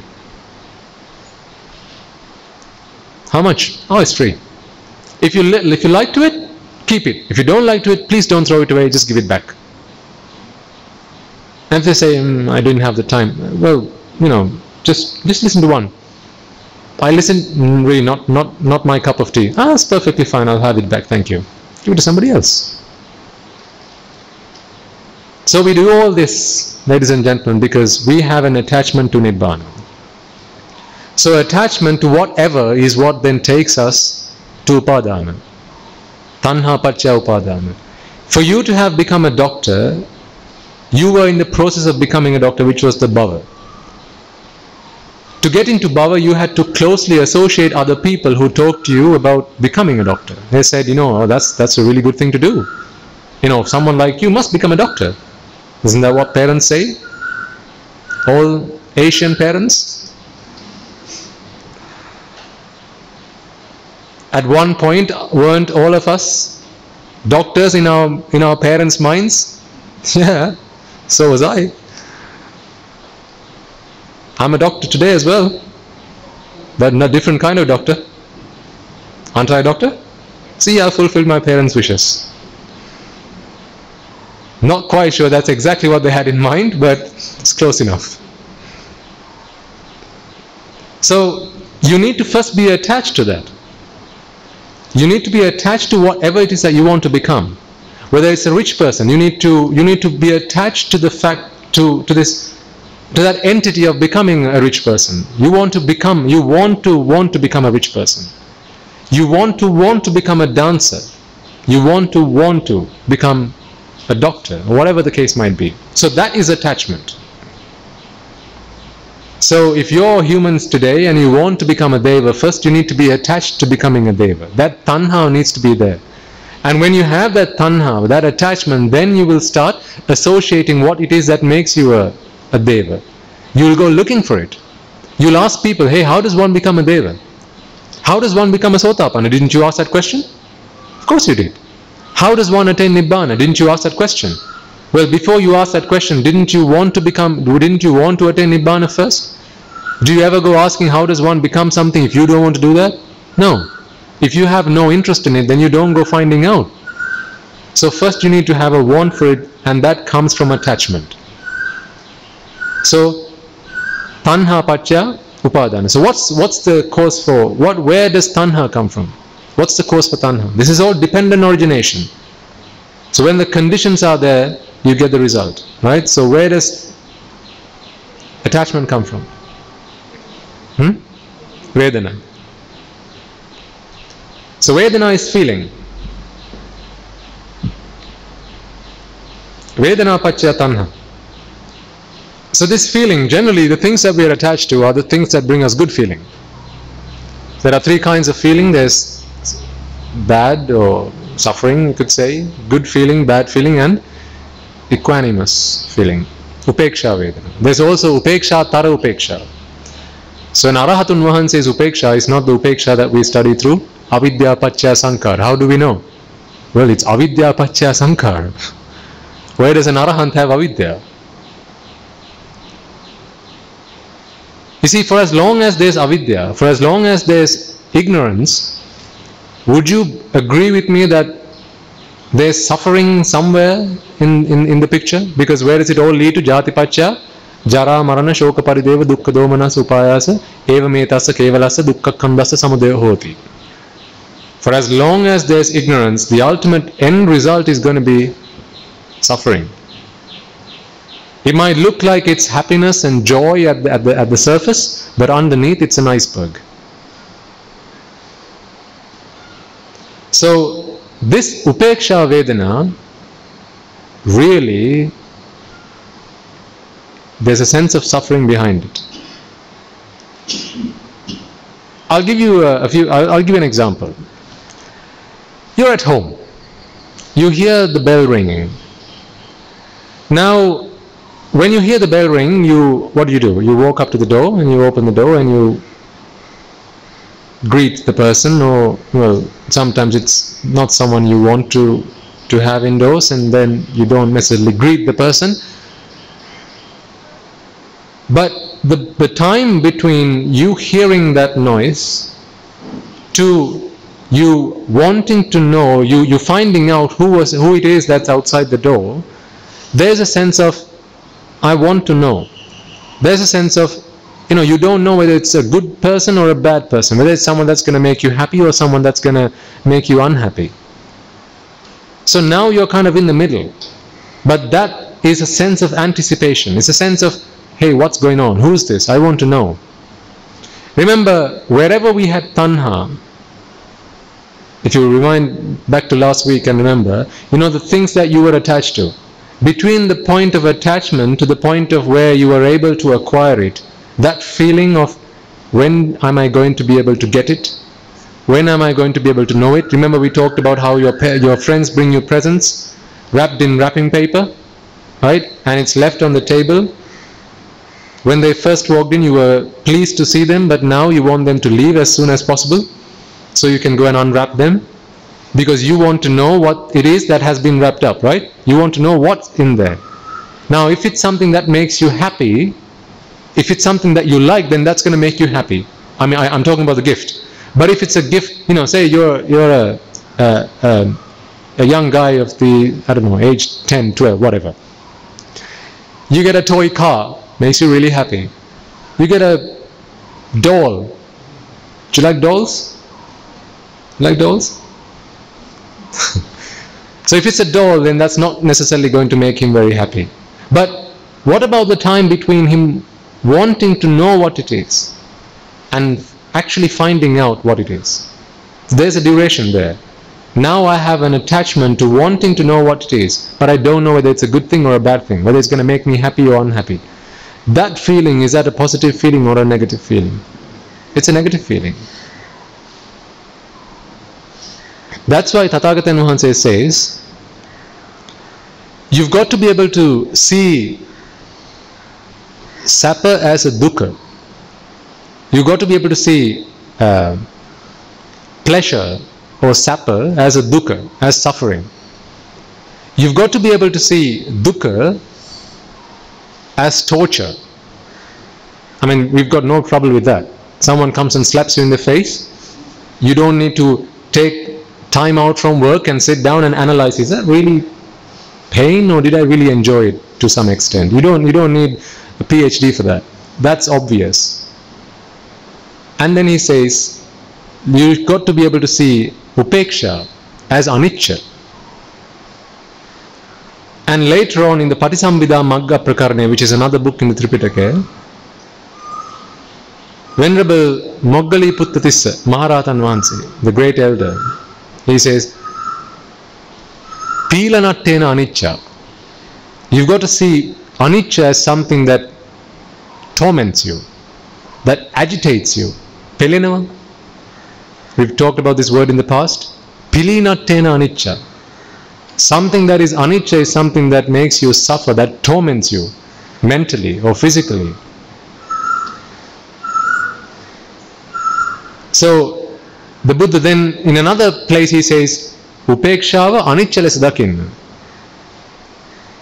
So therefore we can't take upeksha as really being something that's equanimous. This is the thing, because where did it all start? With avidya. So if it starts with avidya, it has to lead us to suffering. So in that example I gave, someone's knocking on the door, you hear the ring, you hear the doorbell, you walk to your door, that duration of time, after you open the door and you see someone, it's your brother, your beloved brother, that makes you really happy. Or then, you see your ex, doesn't make you very happy. But the duration between the two incidents, you hearing it and then you walking up to the door and opening the door, that time you want to know, there's a sense of what's going on, unhappiness, uneasiness. That's pelima, that's anicca, that's upeksha. Either way, it's Vedana that gives rise to attachment, Vedana paccaya tanha. And so generally when there is Sukha Vedana, Sapa Vedana, good feeling, you're attached to that. And you want more of it. You didn't become, if you are a doctor today, you didn't become a doctor because you really didn't like becoming a doctor. If you're a musician today, you didn't become a musician because you really didn't like becoming a musician. Becoming a musician, or the point of becoming, or the thought of becoming a musician was something that brought you good feeling. The thought of becoming a doctor brought you good feeling. So for someone to go and become something, you have to have good feeling about it. This is why we're all humans today. Because we took becoming a human as something that's great, that gives us good feeling. Although today you might not necessarily agree with that. Today you get to see right from wrong. Today you see what was wrong with your ways, and today you're having to suffer the consequences. But back then, because you were filled with ignorance, you and I as well, we were filled with ignorance. We couldn't see right from wrong. And therefore becoming human, oh lovely, how lovely that is. Let's all go become humans. Let's all go become devas. Let's all go become brahmas. When you, like I said before, when you say, Manusya balu weda karanne epa. So we're talking about a human who is behaving like a dog. Why is he behaving like a dog? He's behaving like a dog because he's attached to the things, that an animal, he's behaving like an animal. He's not treating his fellow citizens well, he's being cruel to other people. Right? So he's doing that because he's attached to the unwholesome deeds. And he's attached to the unwholesome deeds because it's the unwholesome deeds that bring him good feeling. So whatever the case might be, it's good feeling that leads you to attachment. So Vedana paccaya tanha. So what brings you Vedana? Passa paccaya Vedana. This is contact. Now this contact isn't necessarily that. It's not one surface touching another surface. That's not the contact we're talking about here. The contact that we're talking about here is the contact that happens in your mind. When you listen to me speak, your ears pick up sound. Your ears pick up sound, and then there is sota vijnana, the consciousness that's associated with sound. I know this is probably getting a bit boring for our young listeners here. You asked for it.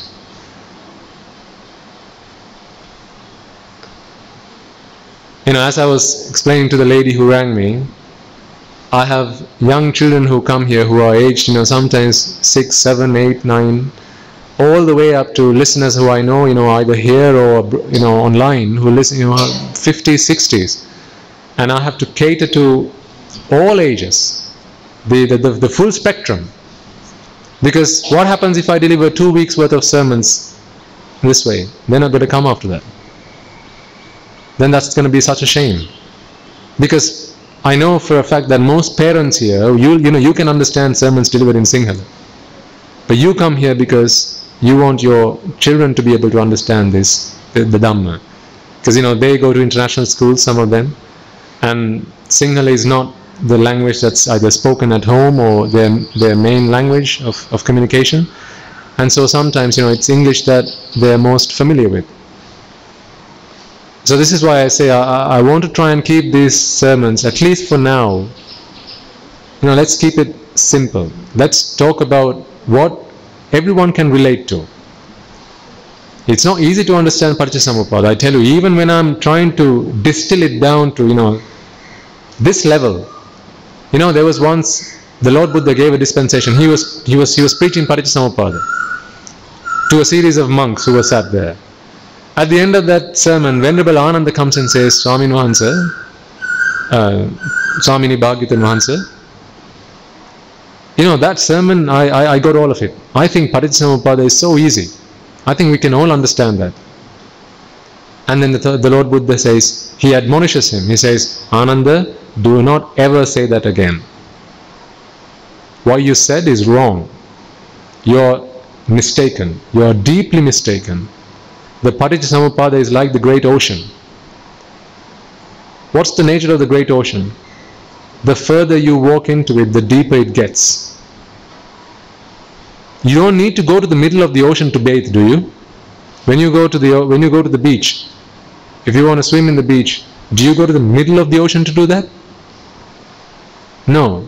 You just go where it's safe. And sometimes, parents say, son, Puta, don't go there. Stay close to us. That's enough. You don't go one step further. Paticcasamuppada is like that. The further you go, the deeper it gets. And sometimes you could be drowned in this. What happens then is, sometimes, these sermons, there are people who listen for the first time. Say there could be a friend of yours who lives abroad and you share the link, and then the first sermon they're listening to is about Paticcasamuppada. And I'm talking about Avidya, Pacca, Sankara, and they're going like, what? I'm never going to understand that. He's not going to listen to another sermon ever again.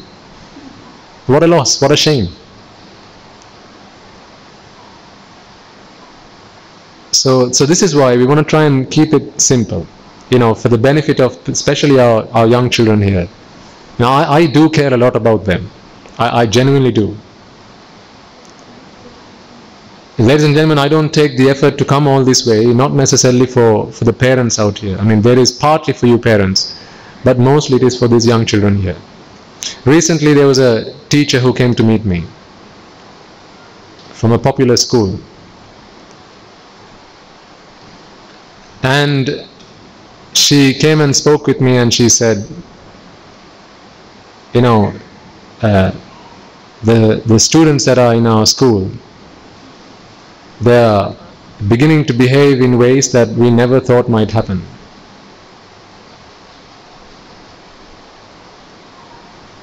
I warned you, drugs and sex everywhere. It's creeping into our school system in broad daylight. And she spoke with me for some time, and she asked us, if we could perhaps come and help them. It's happening in every school. I asked you parents, do you think you know what your kids are doing when they leave home? Do you know everything they get up to at school? Really? Think again. Your kids are scared. They won't come and tell you everything that happens at school. They're scared. Because all they know is mother hits me, father hits me. Or shouts at me. And sometimes they have been threatened by their friends at school. If you say this to your mother, this is what's going to happen to you. If anybody finds out from you, then this is what's going to happen to you. Sex and drugs everywhere now. It's creeping into the school system. Recently we tried to organize a sermon in a school around Kandy. And there was a teacher who got in contact with us, and she said, can you please talk about drugs, because it was a girls' school. Apparently they caught girls doing drugs in the school's toilets. Girls' schools. When I was at school, I thought, I never thought, that those kind of things would happen in girls' schools. It's rife now. It's all over the place. No one's safe. This Dhamma is the only insurance plan that's going to help you. I ask you every week, what's the most prized possession that you have? Is it your house? Is it your car?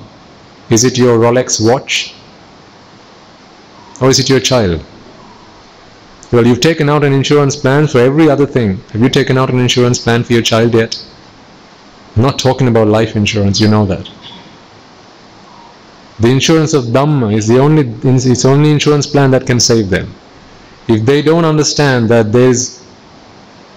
there's something out there that's here to save us, if they don't see that, then they're going to fall into this karma world, the world of the Mara.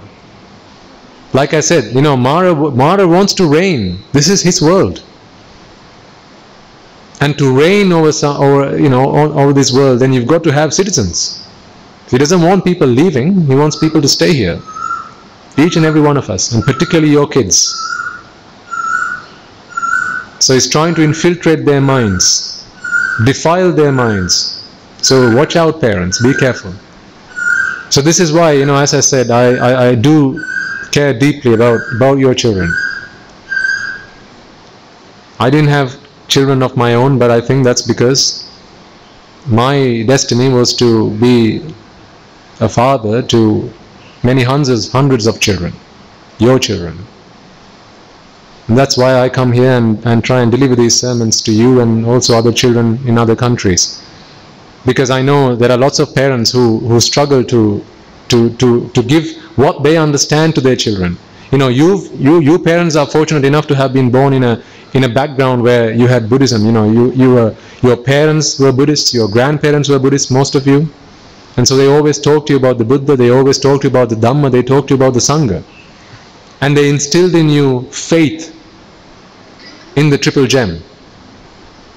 They talked to you about the 10 unwholesome deeds. They said, do not do that or I'm going to slap you. Back then it was okay for parents to hit children. Now parents get in trouble for hitting their children. I know that's the case back in the UK, but I think it's now probably in Sri Lanka as well. I think now kids pick up the phone and start dialing child services. Somebody gonna get hurt.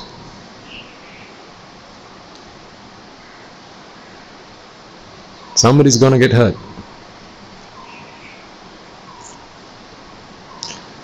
So, this is why we will try and keep coming back to basics.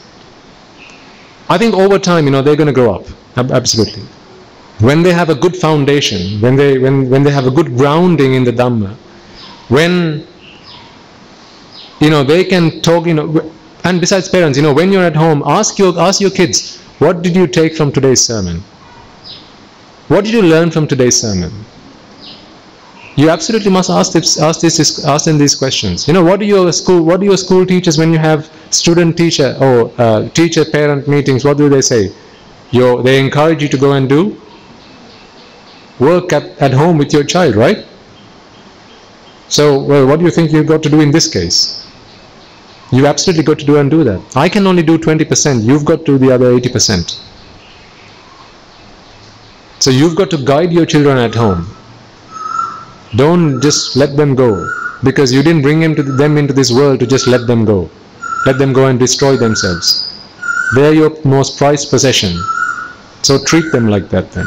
They deserve a good upbringing. They deserve to know the truth. They deserve to find right from wrong. They deserve to find the path to happiness, because you promised them happiness when you brought them into this world. Did you not? When you held your children in your arms for the first time, your baby in your arms for the first time, did you not say, I'm going to make you the happiest child in this world? Did you not promise them that?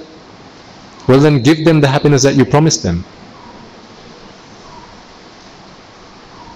I can only give you 20%. You've got to do the other 80%. So let's come back to Paticcasamuppada. What you're doing right now with your children is actually, when you bring them here, you're giving them that close association. The upadana with bhikkhu bhikshunis, upasaka upasikas. This is who the sangha is. Sangha includes bhikshu bhikshuni, upasaka upasika. All four of that is sangha. Bhikshu bhikshuni, upasaka upasika, sangun hobawai. Tathagata Mahanse says that. It's not me saying that. So, the close association that we are giving them is because you, at least as parents, have an attachment to them, and you have an attachment to them becoming good people, to them finding out the truth, to them coming up and having a good upbringing, to them becoming good citizens of this country, as well as being good to them and others they live with, and ultimately for them to be able to find the path to happiness. So that comes out of Vedana, that is Sukha Vedana, because you understand that Nibbana is the only thing that can bring you ultimate happiness.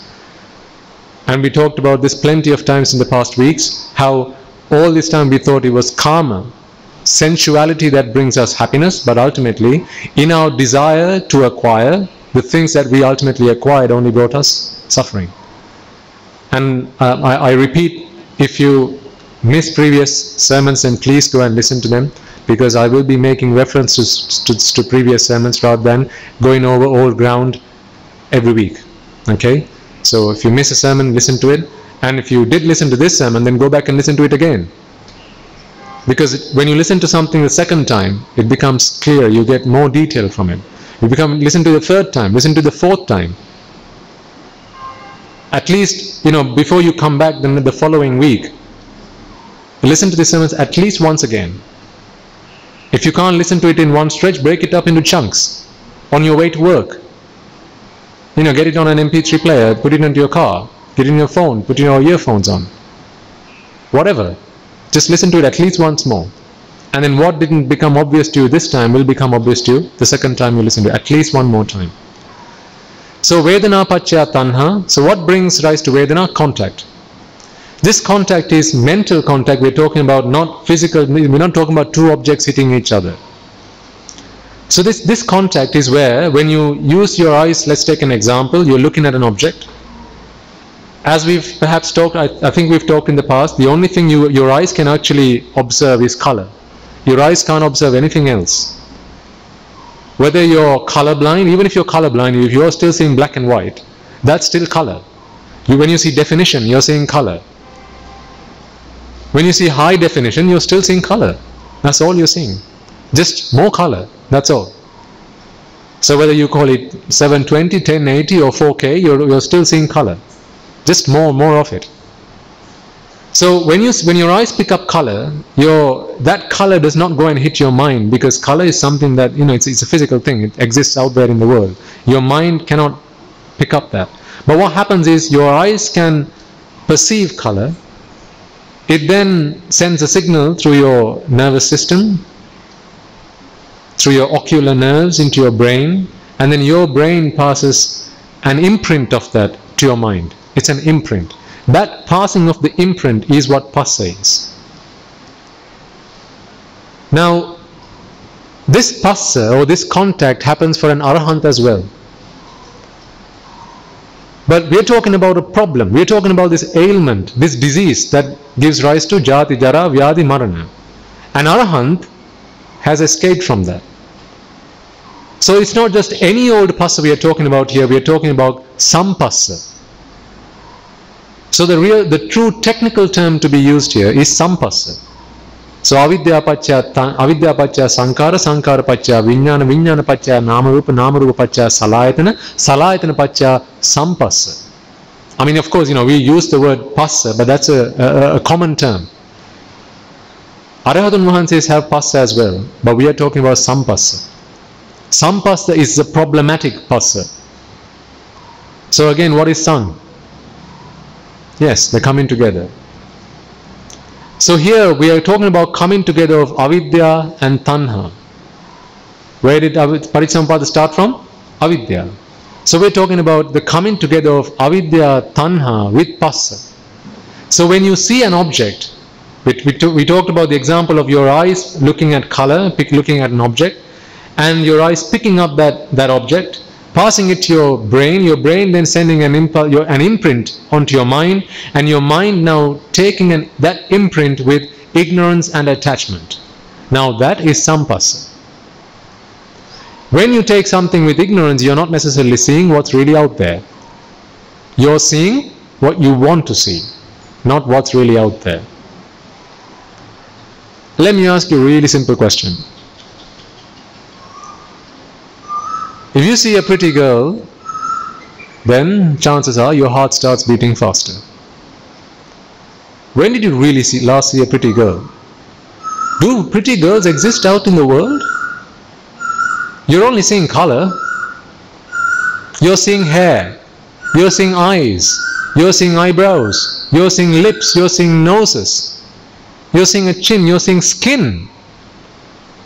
If you think, wow, she's got really beautiful skin, well, let's flay her. What does that mean? Let's de-skin her, put her skin into a bag, and I'll give you the skin and say, take this home with you. You prepared to do that? When you see a bag full of skin, does your heart start pounding? That's lovely skin there, darling. But that's all you're seeing. Okay, one might say, well, she's got beautiful eyes. Well, let's unpluck her eyes. I'll pluck her eyes and give you her eyes in a bag. Beautiful eyes, would you ever say that again? No. But that's what you're looking at. You're looking at eyebrows. You're saying her beautiful lips, they're so plump. Okay, I'll chop her lips off and I'll give it to you. You prepared to take that home? You prepared to go and start kissing that at home? No. But isn't that what you're really seeing? I'm talking about what are you actually seeing with your eyes? Are you really seeing a girl with your eyes? Or are you just seeing the pieces that make a girl? So where is the girl formed? In your mind. You look at a car and you think you're looking at a car. Really? What are you looking at? You're looking at the steering wheel. You're looking at a windscreen. You're looking at a bonnet. You're looking at a wheel. Another wheel, another wheel, and another wheel. And another wheel, a spare wheel. You're looking at the doors, you're looking at the handles. You're looking at the seats, you're looking at the seat belts. When did you really look at a car? Can you really go and touch a car? I challenge you. I dare you. Go touch a car if you can. Well, you'll say, well, I'm touching a car. No, you're touching the door of the car. I said, touch the car. Okay, when you get back home, touch your girlfriend if you can. I didn't say touch her hand. I said, touch your girlfriend.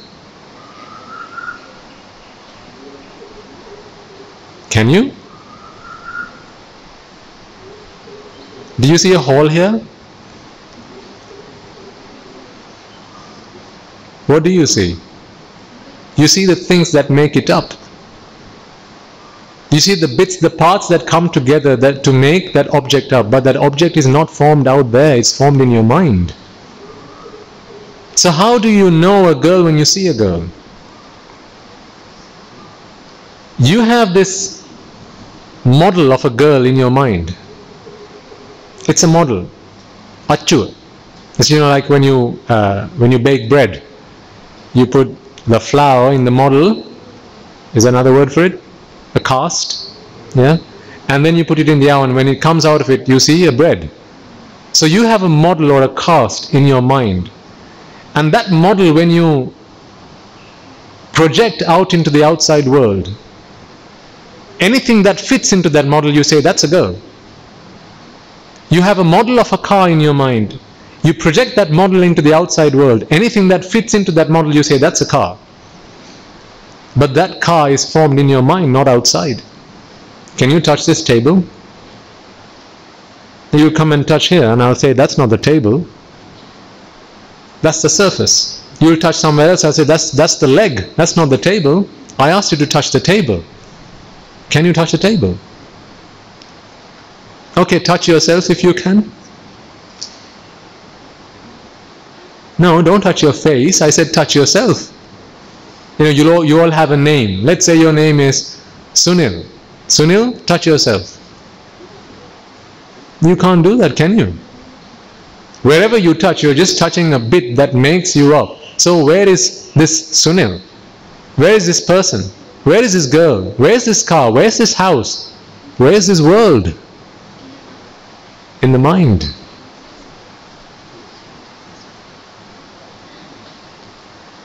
See, the problem is this. Every one of us will have a pretty girl in our minds. Don't you? Don't say no. I know you're lying. Every one of us has a nice car in our mind. Every one of us has a nice house in our mind. Every one of us has a nice cake in our mind. That's the cake that you try to bake. The car that you have in your mind is the car that you go out looking for. The holiday that you have in your mind is the holiday that you go out trying to find. You speak to your holiday operators, your tour operators. Hey, can you get this holiday for me, please? And he asks you, what kind of holiday would you like? And then you try to elaborate the holiday that's in your mind. When you went to get married, you got married, or when you wanted to get yourself a girlfriend, a boyfriend, whoever, you had a picture of a girlfriend in your mind. You had a picture of, the perfect girl, the perfect boy, the perfect man, the perfect woman in your mind. And then you went looking for him. You went looking for her. How was this image formed? Well, all the years of bringing up, all the years of upbringing. Reading books, on the internet. Magazines have a lot to do with it these days. They give you models, how they portray this is the perfect woman. Well, much of that is photoshopped, right? But the problem is what? Children don't see it that way, and they think, I've got to be like that. Well, how did plastic surgery come into this world? Plastic surgery came into this world to treat a problem where people were deformed. But now it's treating a different kind of problem. There's Botox. I know, because I lived in the UK for a long period of time, people there are, they're completely, it's a business out there. It's an industry. How, ways for people to change the way they look. Some bits they want to make bigger, other bits they want to make smaller. Why? Because that's what models look like in the magazines. That's what the models look like on TV. They don't realize these models have been photoshopped. They don't realize that these models work 9 to 5 every day, working really hard, trying to maintain that physique. That model that you see on your way to okay, I'll just give you an example, right? And I've got nothing against these names. I just give examples because you can relate to them. You're driving up to Odell. You see a board, there's a model on there. Do you think she ever gets to taste Chinese? Do you think she can ever go to a buffet and eat there? The things that you do to make, just to find simple happiness, simple pleasures in life, do you think she can afford herself? No. Why is that? Because to be able to maintain that physique, they have to put themselves through a lot of pain. But what happens is, our people, young minds, they look at these things and now their model gets updated inside. As a young child, now you got to be quiet, okay? As a young child, the only women that you get to meet in your life is your mother, sometimes your sister, your grandmother, and so forth. These are the people that you live at home. Normal people who lead normal lives.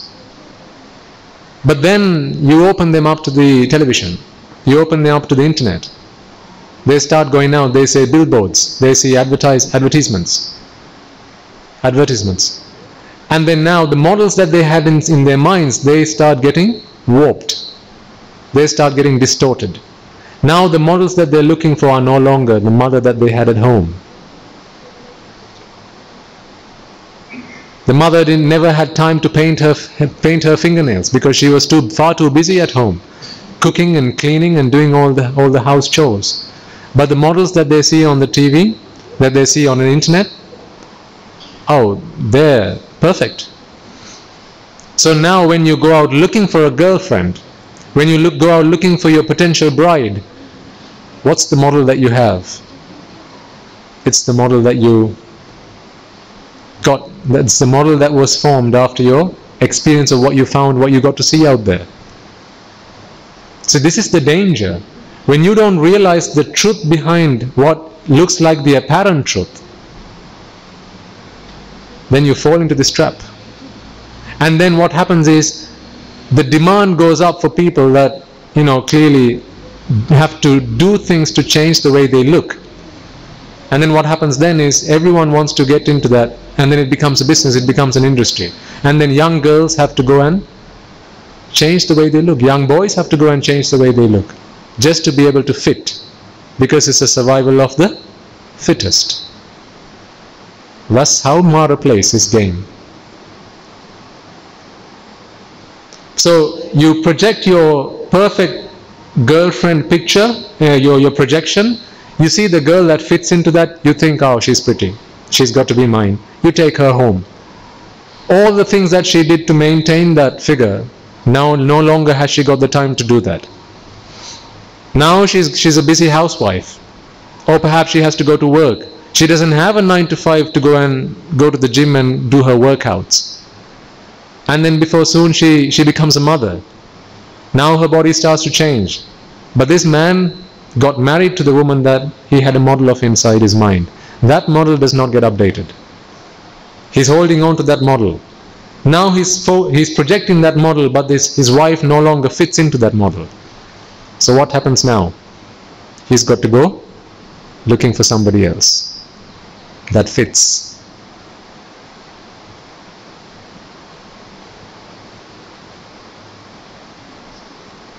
You see how ignorance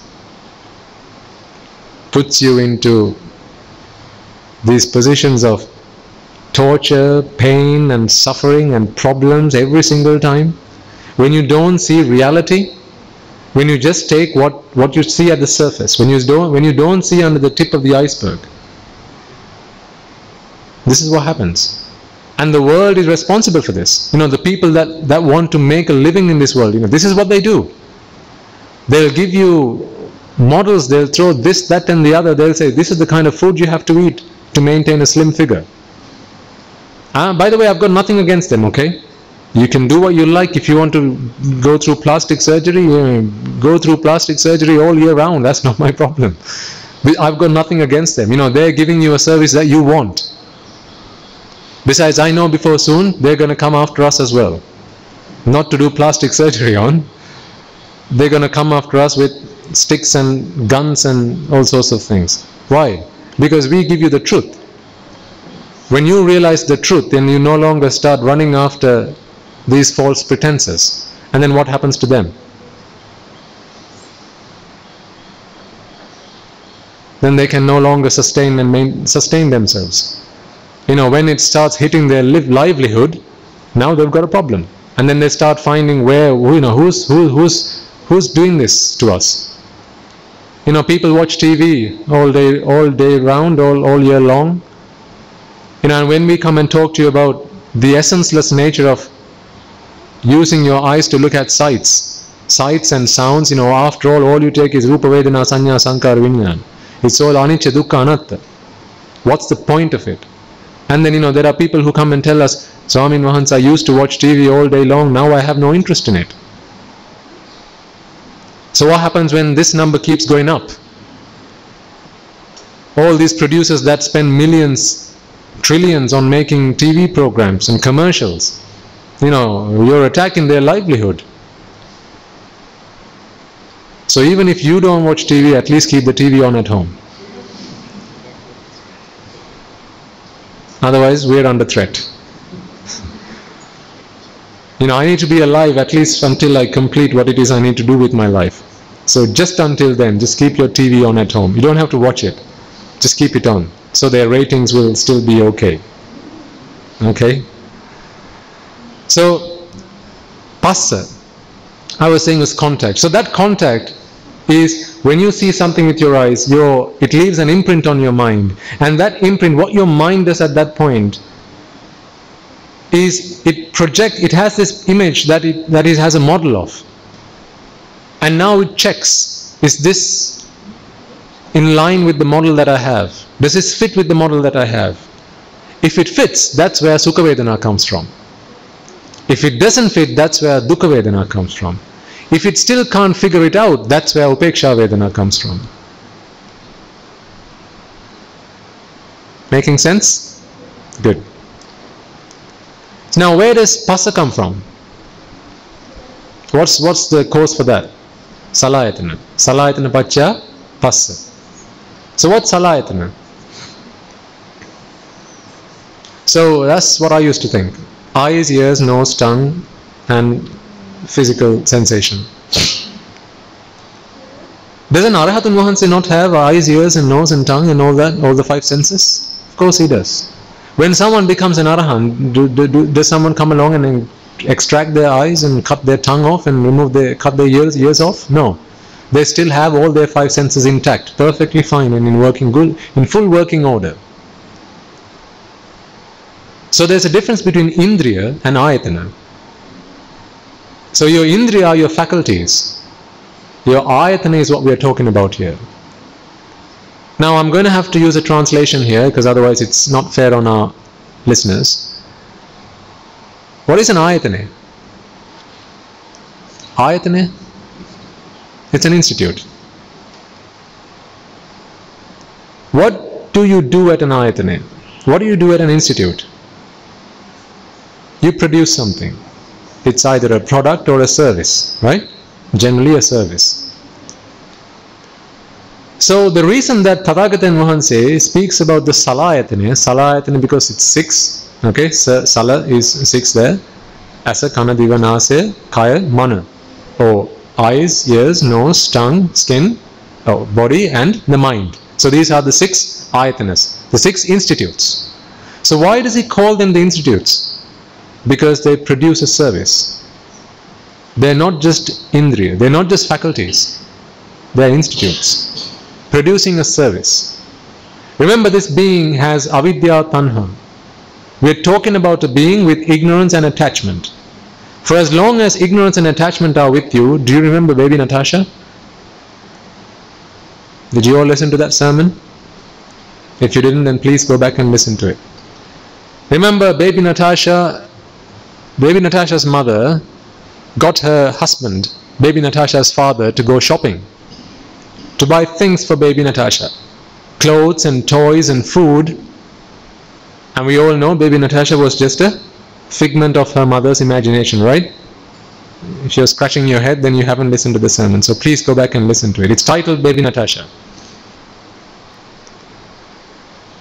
So for as long as the mother thought, for as long as the mother was under this delusion that I have a baby, she's alive and kicking, she needs to be fed, she needs to be clothed, she needs to be entertained. For as long as there was that requirement to do that, the father was sent out shopping. The father had to go buy clothes, buy food, buy toys, wash the baby, right? All these things the father had to do. When the mother's disease, this insanity was cured, when she was no longer a mad person and she understood, actually this baby is not, it does not really exist, it's just a figment of my imagination. When she understood that, she no longer sent her father, she no longer sent her husband out shopping. Now that's the difference between an indriya and an ayatana. Your eyes, your ears, your nose, your tongue, your body, your mind, they're there for you to survive. You're alive, so you must survive. You didn't get your eyes to go watching TV. What you got your eyes for was to keep your body safe, so you could see where you were going, so you wouldn't tread on something you shouldn't be treading on. You didn't get a pair of ears to go listen to rock music. You got a pair of ears to protect yourself. That's what you got a pair of ears for. Your sense of taste was not to go finding delicacies and cuisines and trying to, please your tongue. The reason you have a tongue is to avoid you from taking in poisons and things that might potentially be harmful for you. Your body, your physical sensation is to protect you from the elements. From wind, from the cold, from heat. It's to protect you. But what do people do with these senses today? What do we do with our eyes? We go pleasing our mind. I mean, the eyes don't want to see sights, do they? Remember, I gave you the example of this light up here. This bulb up here, it's got a fixed lifespan. It can be lit for, let's say, 1,000 hours. At the end of the 1,000 hours, it's going to burn out. So if this light were able to speak, and you asked it, would you rather me keep you on or keep you off? What do you think it's going to say? Keep me off. Why? Because the more you keep it off, the longer its lifespan, the longer it can be alive. So if your eyes could speak, and you asked your eyes, do you want me to use you or do you want me to keep you unused? What do you think your eyes are going to say? Just keep me unused. I'm perfectly fine that way. You open me up, you go take me and sit in front of the TV, and now I have to keep staring at them. I have to keep blinking to wet my eyes every few moments. Sometimes you keep me open. I mean, when you go home, write an essay, My Eyes Speak. What do you think your eyes will probably say to you in a given day? Think about all the things that you used your eyes for. If your eyes were able to speak, what do you think your eyes would say? When you were sat in front of that TV, with your eyes open, staring at it, or when you were playing that computer game, staring at the computer screen, sometimes your eyes watering, going red. Your mothers come and say, Puta, nidagan, you've been staring at that TV for 3 hours now. That's not good for you. Who asked you to go and sit in front of the TV? Did your eyes ask you to do that? No. Your mind asked you to do that. Some people I know, sometimes it's, three-wheelers. How they play music inside them. Sometimes they play music so loud, you can hear it miles away. Where we live, our monastery is in Ingriya. So when a three-wheeler comes along and you can hear it at the monastery, I call, there's Ingriya sounds going around. That's what they do. Think if the sound that's coming from those speakers can rattle windows, what do you think it's doing to his eardrums? If it's rattling the vehicle that I'm in, what do you think it's doing to my eardrums? So, do you think your ears would rather that? No, your ears would rather you not use your ears at all. But your mind doesn't want to let them be. It uses them. It not necessarily uses them, it abuses them. That's the word. Your mind abuses your eyes. Your mind abuses your ears. Your mind abuses your tongue. Your mind abuses your nose. I'll give you a really simple example, and I'm sure you can all relate to this. When someone says, can you smell that? It smells really putrid. What's putrid? It smells bad. Someone's probably farted. What do? You go, let me see.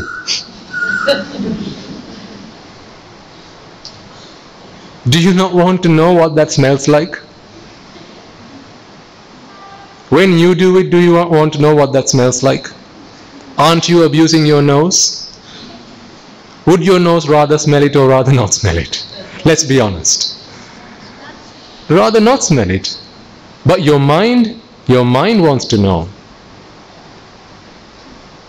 When you're walking past something that, say something's going rotten, and someone says, oh my God, don't go anywhere near that.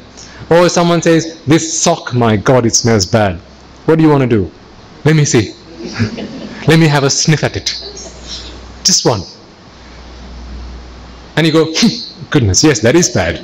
Well, why did you go sniff it in the first place? You were warned, and yet you wanted to go sniff it. So aren't you abusing your nose? Who's responsible for this abuse? Your mind is responsible for this abuse. So your mind is abusing your 5 senses, just like that mother was abusing that baby Natasha's father, for as long as baby Natasha was someone that was alive for the mother. Again, if you're looking blank, go back and listen to that sermon. I think that was a really useful sermon for you to understand who this thing that we call self is.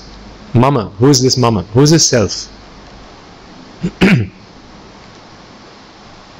So we abuse our senses, and that's where our indriya becomes ayatana.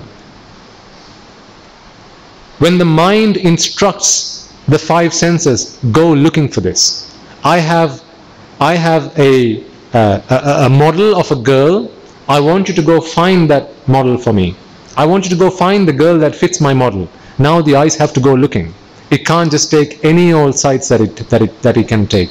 Because if you open your eyes are taken in sights perfectly fine. But your mind's not happy with any old sights. Your mind's not happy with any old sounds. Your mind's not happy with any old tastes. Your mind has particular tastes and sounds and smells and tastes that it wants you to go after. So it abuses your 5 senses. The moment your senses are abused, now it's providing a service. Who for? The mind. And what did we call something that provides a service? An institution. Now you see why it's not your faculties that we are talking about here, but the institutes, the salayatana. So there we go, that's how your institutes are born. The salayatana are born. So what gives rise to the salayatana? Nama Rupa. Nama Rupa Pachya Salayatana. How are we doing for time? 5:30. What time do we start? 3, 4, 5. Okay. Do you want me to continue? Okay. Nama Rupa Pachya Salayatana. So what is this Nama Rupa? These Nama Rupa are the models that we have in us. Nama Rupa. Nama is Namaganna. To shape. I'm talking about the verb here, not the noun. To shape something. It's like when you have someone that works with glass, right? How does a glass worker work? What do you call them? Someone who works with glass. Anyway, it doesn't matter. When they blow hot air, and they want to make shapes out of glassware, or a potter, right? And they work with pottery. So they take clay and then they start shaping them. So what are they doing? Ekeka vidiyata navana. They give shape to the clay that they have in their hands. So to whatever material that you have with you, you want to give it certain shape. So the mind does exactly the same thing. Remember, the mind is the greatest wizard there is. It's a magician. Your mind can perform tricks. It uses rupa and then shapes it up into different ways. It comes up with these different shapes, and now it has these models, it creates these models. I think one of these sermons that we delivered, we called it Ferrari in a Pentagon. If you haven't listened to it, go back and listen to it. And there we describe how, in detail, how the mind does this. A Ferrari in a Pentagon. How the mind uses rupa and shapes these rupa into the forms that it likes. So although today we use the simple translation name and form, name doesn't necessarily cut it. I mean, what does that mean to you, name and form? What does that mean to you? So sometimes people say, name is the name you give to someone and the form is what they look like. Well, didn't Venerable Sariputta have a name and a form? So he is an Arahant. When the Buddha saw Venerable Sariputta, he said, Sariputta, come here. I mean, he still used a name. He looked at a form and he gave a name. But does the Buddha have avidya? Does the Buddha have ignorance? So where did name form come from? I'm not saying any of this is wrong, by the way. I'm not here to challenge what has been accepted as the norm. Put that to us, leave that, accept that, okay, if you want, go and study that, that's perfectly fine. All I want to offer you is something else for you to think about, because you're all intelligent people. I want you to think. I'm not necessarily giving you answers, I'm getting you to think, that's all I'm doing. So what the mind does, it takes these rupas and it puts shape into them. Just like a potter shapes those pots and pans with the clay that it has.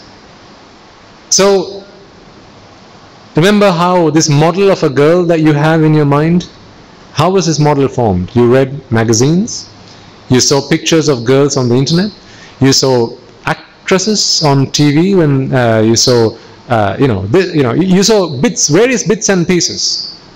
Beautiful eyes of who? Aishwarya Rai.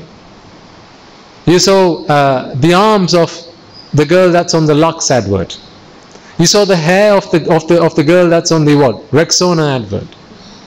Right? So you take all these bits and pieces and they're all saved in your memory banks. What your mind can do now is take all those rupas and then shape it up into the model that it wants, the model that it likes. And as soon as it does that, now it has a model. And that model is what it gets your senses to go and find. The mind creates what it wants to find. So the mind sees what it wants to see, not necessarily what's out there. Again, as I say, go back and listen to that other sermon. Otherwise, I'll have to spend a lot of time trying to explain to you how all of that works. So, what gives rise to Namarupa? Vijnana. Vijnana Pacchaya Namarupa. So Vijnana is again today taken as consciousness. But again, even an Arahatun Vahanse has consciousness. As long as an Arahatun Vahanse is alive, he has consciousness. So it's not sufficient for us to say it's consciousness. Remember, we are talking about something that started with avidya. We are talking about something that started with ignorance. So we're talking about Vijnana that comes from ignorance, whose root is in ignorance. When the root of this consciousness is in ignorance, it's a magician, it's a wizard. Just like a wizard can do all sorts of wizardry in front of you, create all sorts of things. He'll bring a hat out of which he'll show you the hat's empty, but the next moment put his arm in the hat and takes out a rabbit, and you're going, where did that come from? The mind's like that. Vijnana is like that. Have you heard Tathagatan Vahanse says, Vijnane maya karek? Your Vijnana is a magician. What does a magician do? It does magic. He does magic. Magic is showing you something that does not really exist. It's foolery. It's tricking you. So what your mind does when it performs this trickery of Vijnana, is it goes into the rupa. So remember, we're talking about Vijnana Pachya Nama Rupa, right? Not Nama Rupa Pachya Vijnana. There is that as well, but that we'll talk about another day. This goes Anyamanya as well. What's Anyamanya? No, not that Anyamanya. There's Anyamanya Pratyaya, which is complementary. Goes both ways. Vijnana Pachya Nama Rupa Pachya Vijnana. That we'll talk about another day, because otherwise all of this is going to get confusing. Right? So we have the Vijnana, which is the wizard, which is the magician, who's now going into the banks of Rupa. Rupa Rupa, Shabda Rupa, Gandha Rupa, Rasa Rupa, Poddhapa Rupa and Dhamma Rupa. All the sights you saw stored in your memory banks, all the sounds, all the smells, the tastes, right? The physical sensations and the thoughts that you had, all stored in your memory banks. It picks all these things up. And then what it does, it creates that model. So Vijnana creates the model. So here comes a magician who creates a model out of things you thought that could never work out. You see, if I asked you, would you like to go on holiday right now? Or would you like to go to the beach? You'll probably think of, oh yes, I'd love to go to the beach. And you'll say, in fact, I'll give you all a piece of paper and I say, draw a beach that you'd like to go to. And you'll probably draw the sandy beach that you saw in Hambantota. And there'll be palm trees that you saw in Colombo beach. There'll be the water that you saw in Trinco. You'll draw turtles that you saw in Gaul. All these bits that were, these are the Upadana Rupas. The aggregates that you're clinging on to. Again, we'll talk about that another day. But all these things that are stored in your memory banks, the Rupas, the Shabdas, the Gandhas, the Rasas, the Sparshas, sights, sounds, smells, tastes, and the physical sensations, as well as the things that you imagined in your own mind, right? So all these things that you have saved in your memory banks, you now use to draw that picture, and you say, here's the beach that I'd like to go to. Where on earth can I find that beach? That cannot be found anywhere. Why? Because it's the sandy beach from Colombo, it's the trees from Gaul, it's the turtles from Trinco. That beach does not exist on this planet. But it exists in your mind. So that's the beach that you're looking for, just as much as the girl that you're looking for only really exists. Where? In your mind. The perfect wife that you're looking for only exists where? In your mind. The perfect son that you looked for, that you wanted, only exists where? In your mind. Is your son the perfect son? When he's mischievous, has he never made you angry? Was that your perfect son? Have you never cried or never been angry because of your girlfriend, your boyfriend, your husband or your wife? If so, is that your perfect girlfriend? Is that the perfect wife? Is that the perfect husband? No, but the girl in your mind, does she ever make you angry? Does she ever make you cry? Does the child in your mind ever make you angry? No.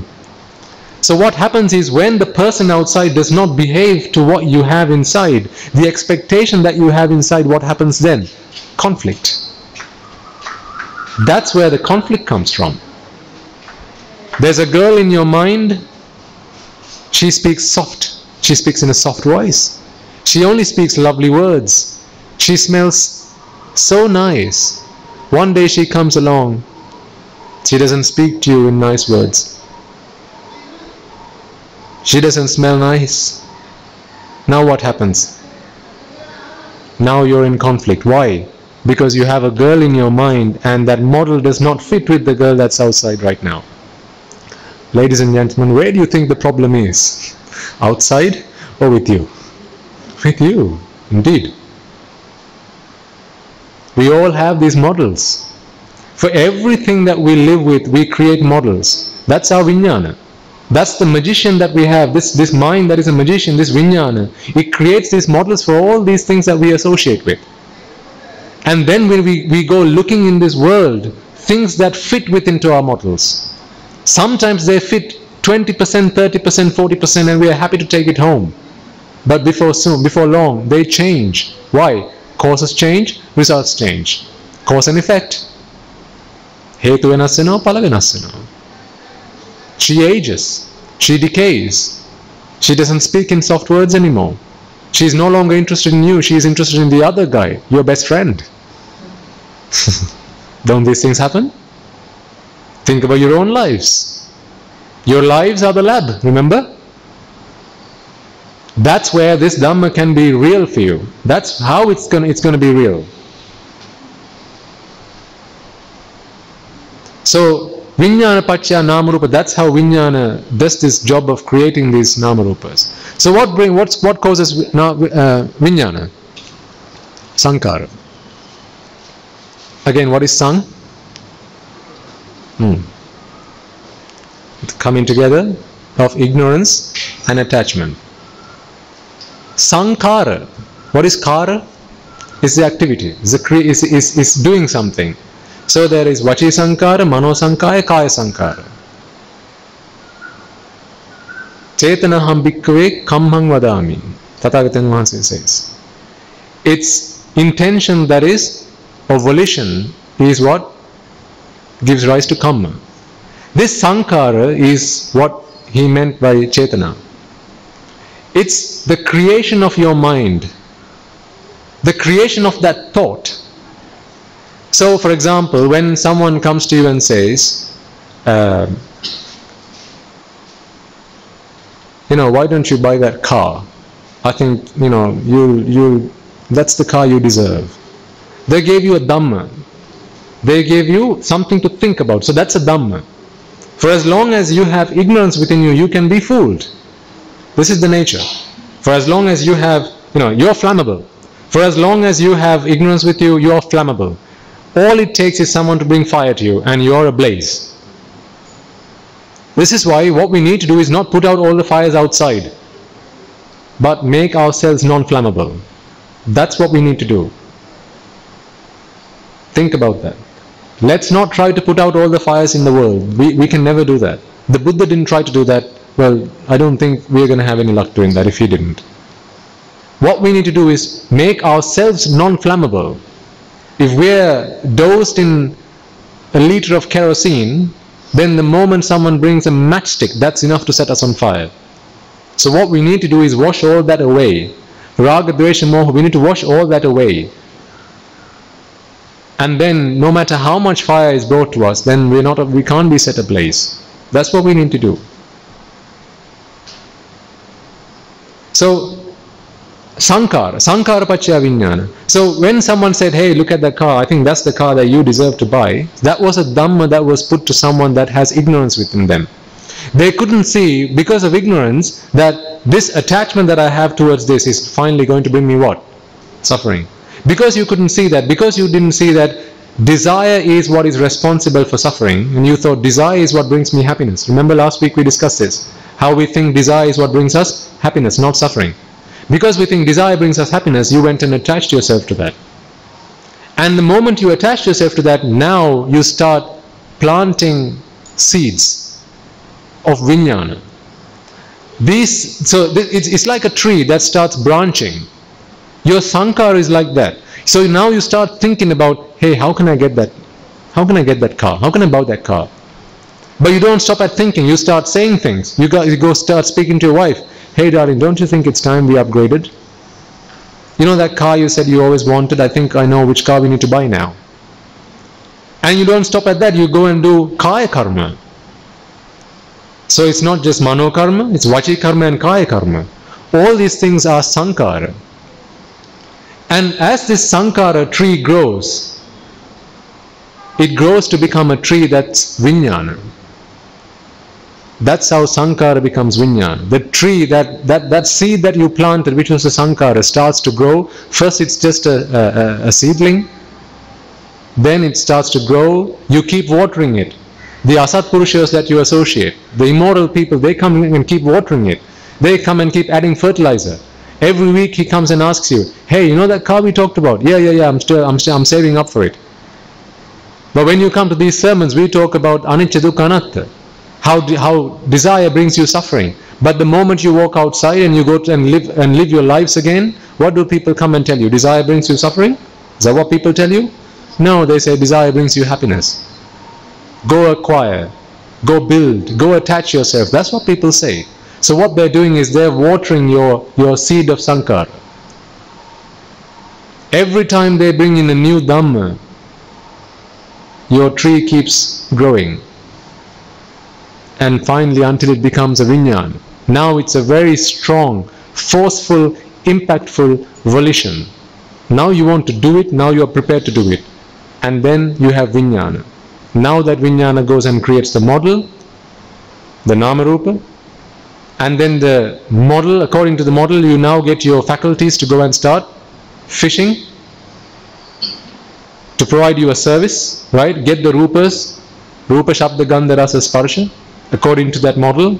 And then when they come, Salayatana Pacchaya Spasa, then you come into contact with your mind, Passa Pacchaya Vedana. Now you either get Sukha Vedana, Dukkha Vedana, or Upeksha Vedana.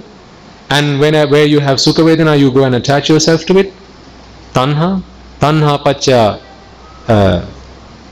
Upadana. Now you have close association with it. And then you have Bhava. And then you have Jati. So finally, where someone said, hey, why don't you buy that car? That was the first Dhamma that came into someone that has ignorance. Because you could be fooled. Because you could be fooled, when someone gives you that Dhamma, every time that Dhamma comes along, a Paticcasamuppada process kicks into action. That Jati is ultimately you going and buying the car. All the things that happen between that person planting that seed in your mind, you know, that's that expression, right? There's an idiom for that. Planting a seed, that's the seed of Sankara. That's the seed of, you know, that's the seed that can be planted because you have a field that is capable of germinating. You know, if you have just a dry land, if it's bare land, no matter how much you plant seeds, they're not going to grow.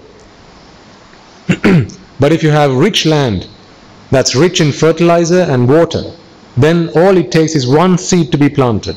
That's all that's required. Before soon there's going to be a forest. Why? Because one tree is going to give rise to another tree, and then another tree, and another tree, and that's how our Vijnana goes. You know how sometimes you go online, right? I think a lot of you, especially our young children here, can relate to this.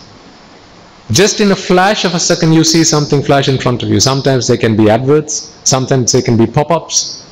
You know, sometimes it's a picture of a half-naked woman.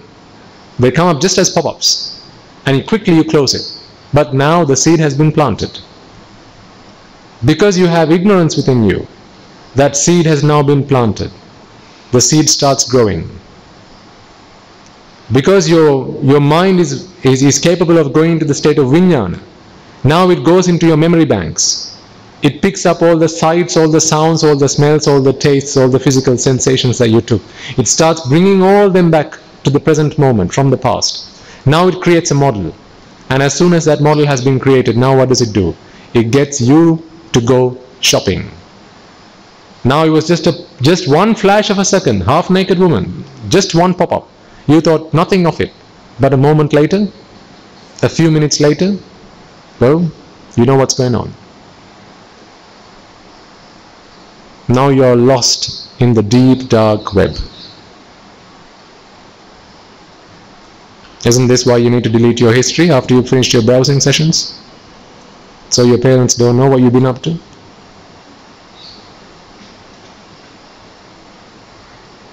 Think. I mean, I've got to tell you about your own lives. This is what our ignorance does to you.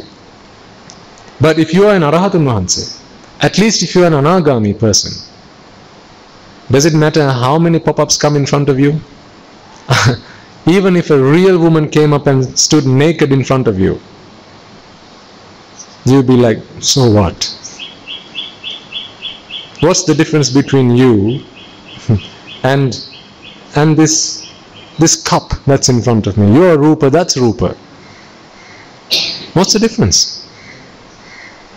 But for as long as there's ignorance within us, We have that field that is wet, that is ripe.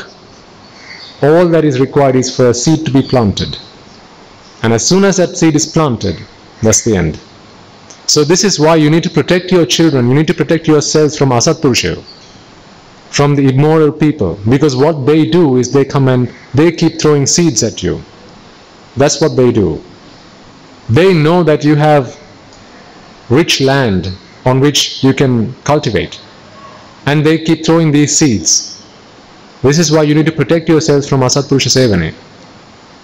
From bad people, from bad friends. You know, if you know some of your friends are bad, then please keep away from them. Today you think, oh, it's just a bit of fun. Fast forward a few months, fast forward a few years, you're a completely corrupt person. Think about things that have happened to your friends and how bad association got them into trouble. I think you all know what I'm talking about, because I'm talking about your lives. Don't you all know someone that fell into bad association and then destroyed their lives as a result of that? This is why you've got to keep yourselves away from bad people, bad association.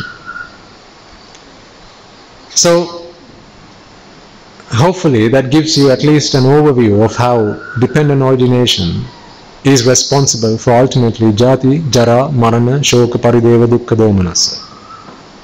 Like I said, that's a very high level overview. The further you walk into this ocean, the deeper it's going to get. We don't need to go that far to bathe. Let's bathe at the shore. You know, let's use a bucket. That's perfectly fine. We don't need to go that far into the ocean. And then at least we are walking in safe water. And then at least there are lifeguards who can catch us when something's going wrong. What color do lifeguards wear? Orange? Yellow. What color is this lifeguard wearing? Exactly. This is why stay in the vicinity of the lifeguards so they can help you. Don't go treading in waters that you don't know. Because when you get lost, you know, sometimes lifeguards haven't traveled that far either, because they're here to just get washed and, you know, they're here to do their job. My job on this planet is to get out of this place as soon as possible. So I can tell you what I know within the remit of what I know. If the Buddha went into the forest and picked up a handful of leaves and said, Ananda, look at this forest. Are the leaves that are in my hand more, or is it all the leaves that are in this forest? And Venerable Ananda says, Venerable Sir, how can you even ask me to compare the two? And then he says, Ananda, what I have taught you is just this. What I have preached to you all in this world is what's in my hand. What I know is all the leaves in this forest. So there's plenty of stuff that I don't know, and I don't have any interest in knowing either. Because there are 4 tsunamis coming my way. I have bigger fish to fry. Don't you all?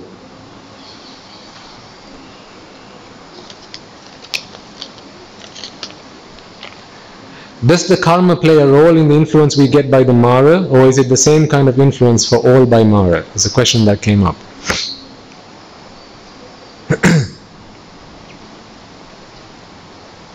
So I think this, if I understand this question correctly, it's, does the karma that we have done have any bearing on the influence that Mara can have on us? Or regardless of the karma that we have done, does the Mara have the same kind of influence? So yes, it has an influence. It's because of the good karmas that you've done today you have the opportunity to come and listen to these sermons. While you're here, there's little that Mara can do. Because every moment that you spend here, what are we doing? We're shedding away ignorance. And we are lighting the flames of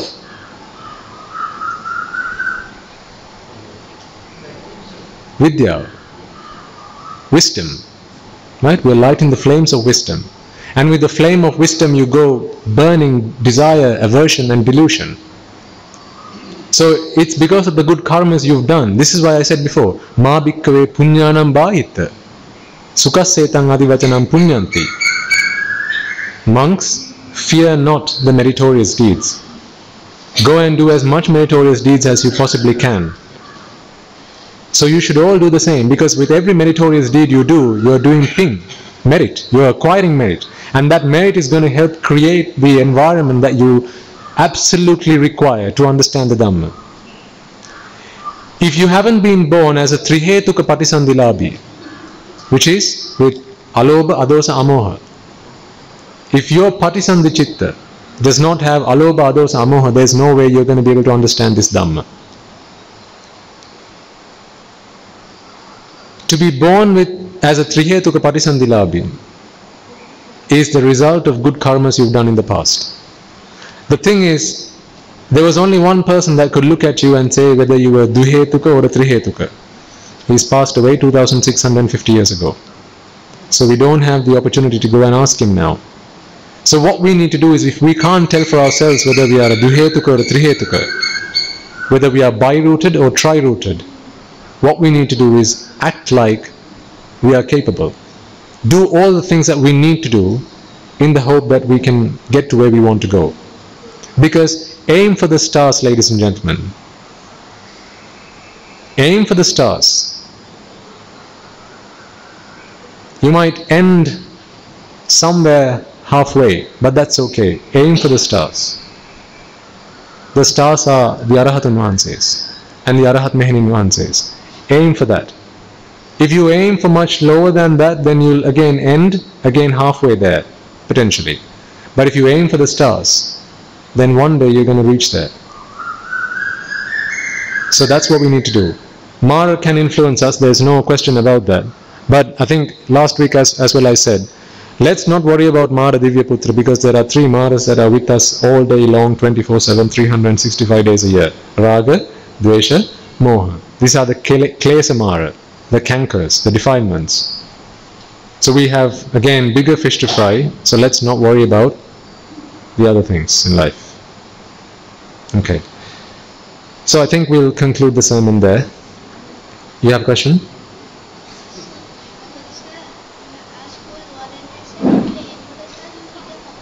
Say again? To aim at? The stars you hit a coconut tree. Okay, why do they say that?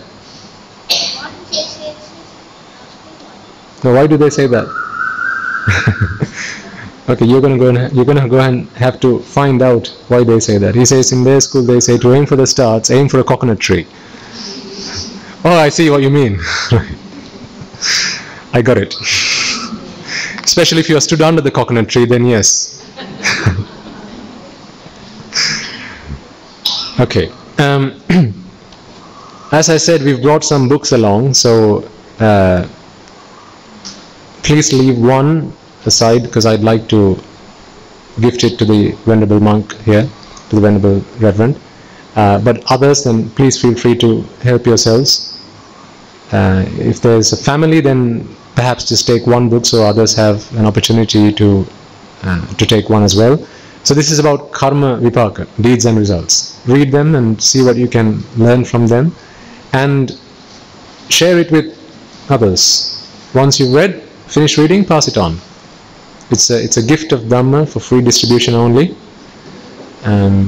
So make use of that. And as I said, if you are interested in helping us transcribing these sermons, then please let us know.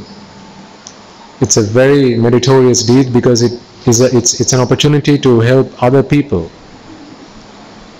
You know, let me ask you this question. If you are certain that this Dhamma helps you attain Nibbana, and your parents are deaf, would you not take the trouble to transcribe, write it down, and then pass it on? Can you tell me which one of these people have not been a mother or father to you in your journey in samsara? Is there anyone here? No. We've all been mothers and fathers to each other. Plenty of times. So are we only interested about our mother in this birth? What about the mother in the past birth, who sacrificed herself, and thanks to that, today I'm born a human being? I went to do something bad, she got in the way and said, Puta, let me. She went and committed an unmeritorious deed. Today she's in the hell, and because she stopped me from doing that, I'm born as a human. So isn't everyone that's alive today someone that was your mother or a father? So if you have the opportunity to give them the Dhamma, you know, is preaching the Dhamma difficult, or what's difficult? Writing it down or preaching it? So you have the easy bit to do, I think. So if you have some time, again, this is by no means a must. If you have some time, then please let the sponsor, the organizers know, and they'll give you the instructions. But it's a hugely meritorious deed, and we will be able to publish books in future with the label of your efforts. Okay. Also, I think there was an RMI3 printout that we brought around. Have you shared that with everyone? It's in English, yes. Yeah. So if you can pass that around. So this is the RMI3 meditation that we do at the end of every sermon, and we usually do it in Sinhala, but there were a few people, quite a few of you who asked for the English translation, so we brought printouts in English. It has the meaning of what it is that we chant when we do the RMI3 meditation. I'm not necessarily going to chant in English, because I'm not sure that will work exactly, but if you at home, I would encourage you all to take some time to read it, reflect on it, at least once a day. Okay?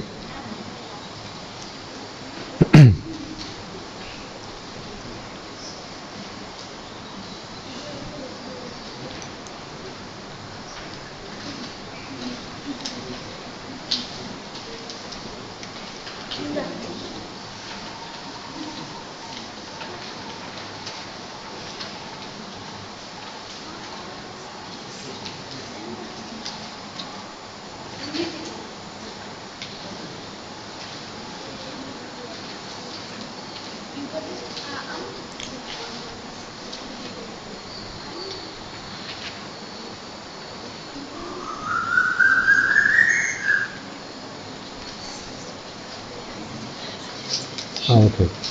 So there's a Sinhala one as well. If you want a Sinhala one, then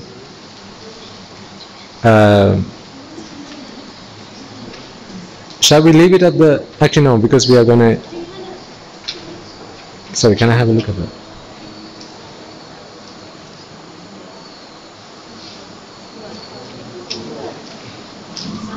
Okay.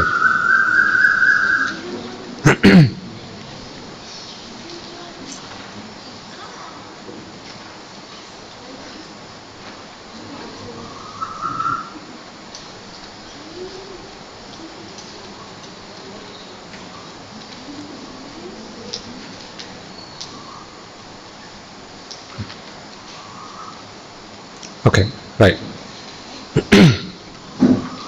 So let us conclude this sermon then.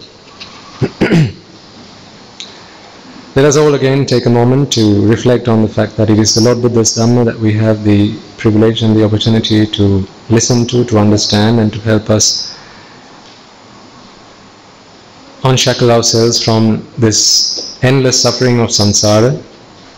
Let us also take a moment to transfer the merits of this meritorious deed, all the merits that we have all acquired today, to all the spirits, the demons, the dead that we invited at the beginning of this sermon, as well as all our distant and past relations, all our ancestors who might have helped us in any way, shape or form, be that by offering us a glass of water or perhaps showing us the way when we might have been lost. May they all rejoice in the merits that we have all acquired today, and may these merits help them all attain the supreme bliss of Nibbana. Sadhu, sadhu, sadhu. And also, it is because of the Bhikkhu Bhikkhuni Upasaka Upasikas that we have the opportunity today to listen to the Dhamma, to practice the Dhamma, to preach the Dhamma. It is because they sacrificed their lives for the preservation of the Lord Buddha's Dhamma that was preached 2650 years ago.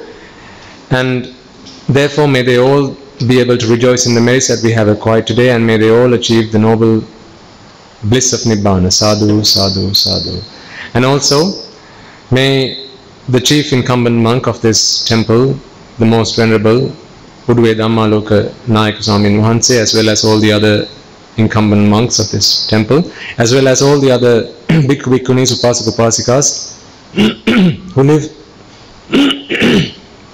who reside throughout this world, who dedicate their lives to practicing the Dhamma, to disseminating the Dhamma, to helping us all liberate ourselves from the shackles of samsara. May they all be able to rejoice in the merits that we have acquired today, and may those merits help them all attain the supreme bliss of Nibbana in this very birth itself. Sadhu, sadhu, sadhu. May everyone, excuse me, may everyone that helped make this event a success, helped organize this sermon by arranging the furniture, by sending out invitations, by making the facilities available to, or perhaps even by offering you a glass of water, or perhaps by making the technology available today for your listening ease. So anyone that helped us, anyone who might have given you transport to come and join these sermons, so all and everyone that helped you attend this sermon, may all those people rejoice in the merits that we have acquired today. May all our parents and our brothers, our sisters, our teachers, our uncles, aunts, and any relations of ours who would have helped us throughout our life in this birth, may all of them rejoice in these merits, and may they all attain the supreme bliss of Nibbana in this very birth itself. Sadhu, sadhu, sadhu. And finally, we all live in a land that was blessed by the Lord Buddha. We all live in a land that was blessed by the most venerable Sariputta and the most venerable Moggallana. And in their time, this land was full of Arihatan Vahanses and Arihat Mehinin Vahanses. May the merits that we have all acquired today help us all to attain that state, and may this land be once again be blessed with many Arihatun Vahanses and many Arihat Mehinin Vahanses. Sadhu, sadhu, sadhu. And finally, may all the merits that we have all acquired today in preaching this sermon as well as in listening to this sermon help us all attain the supreme bliss of Nibbana in the era of the Gautama Samma Sambuddhana Vahanse itself. Sadhu, sadhu, sadhu.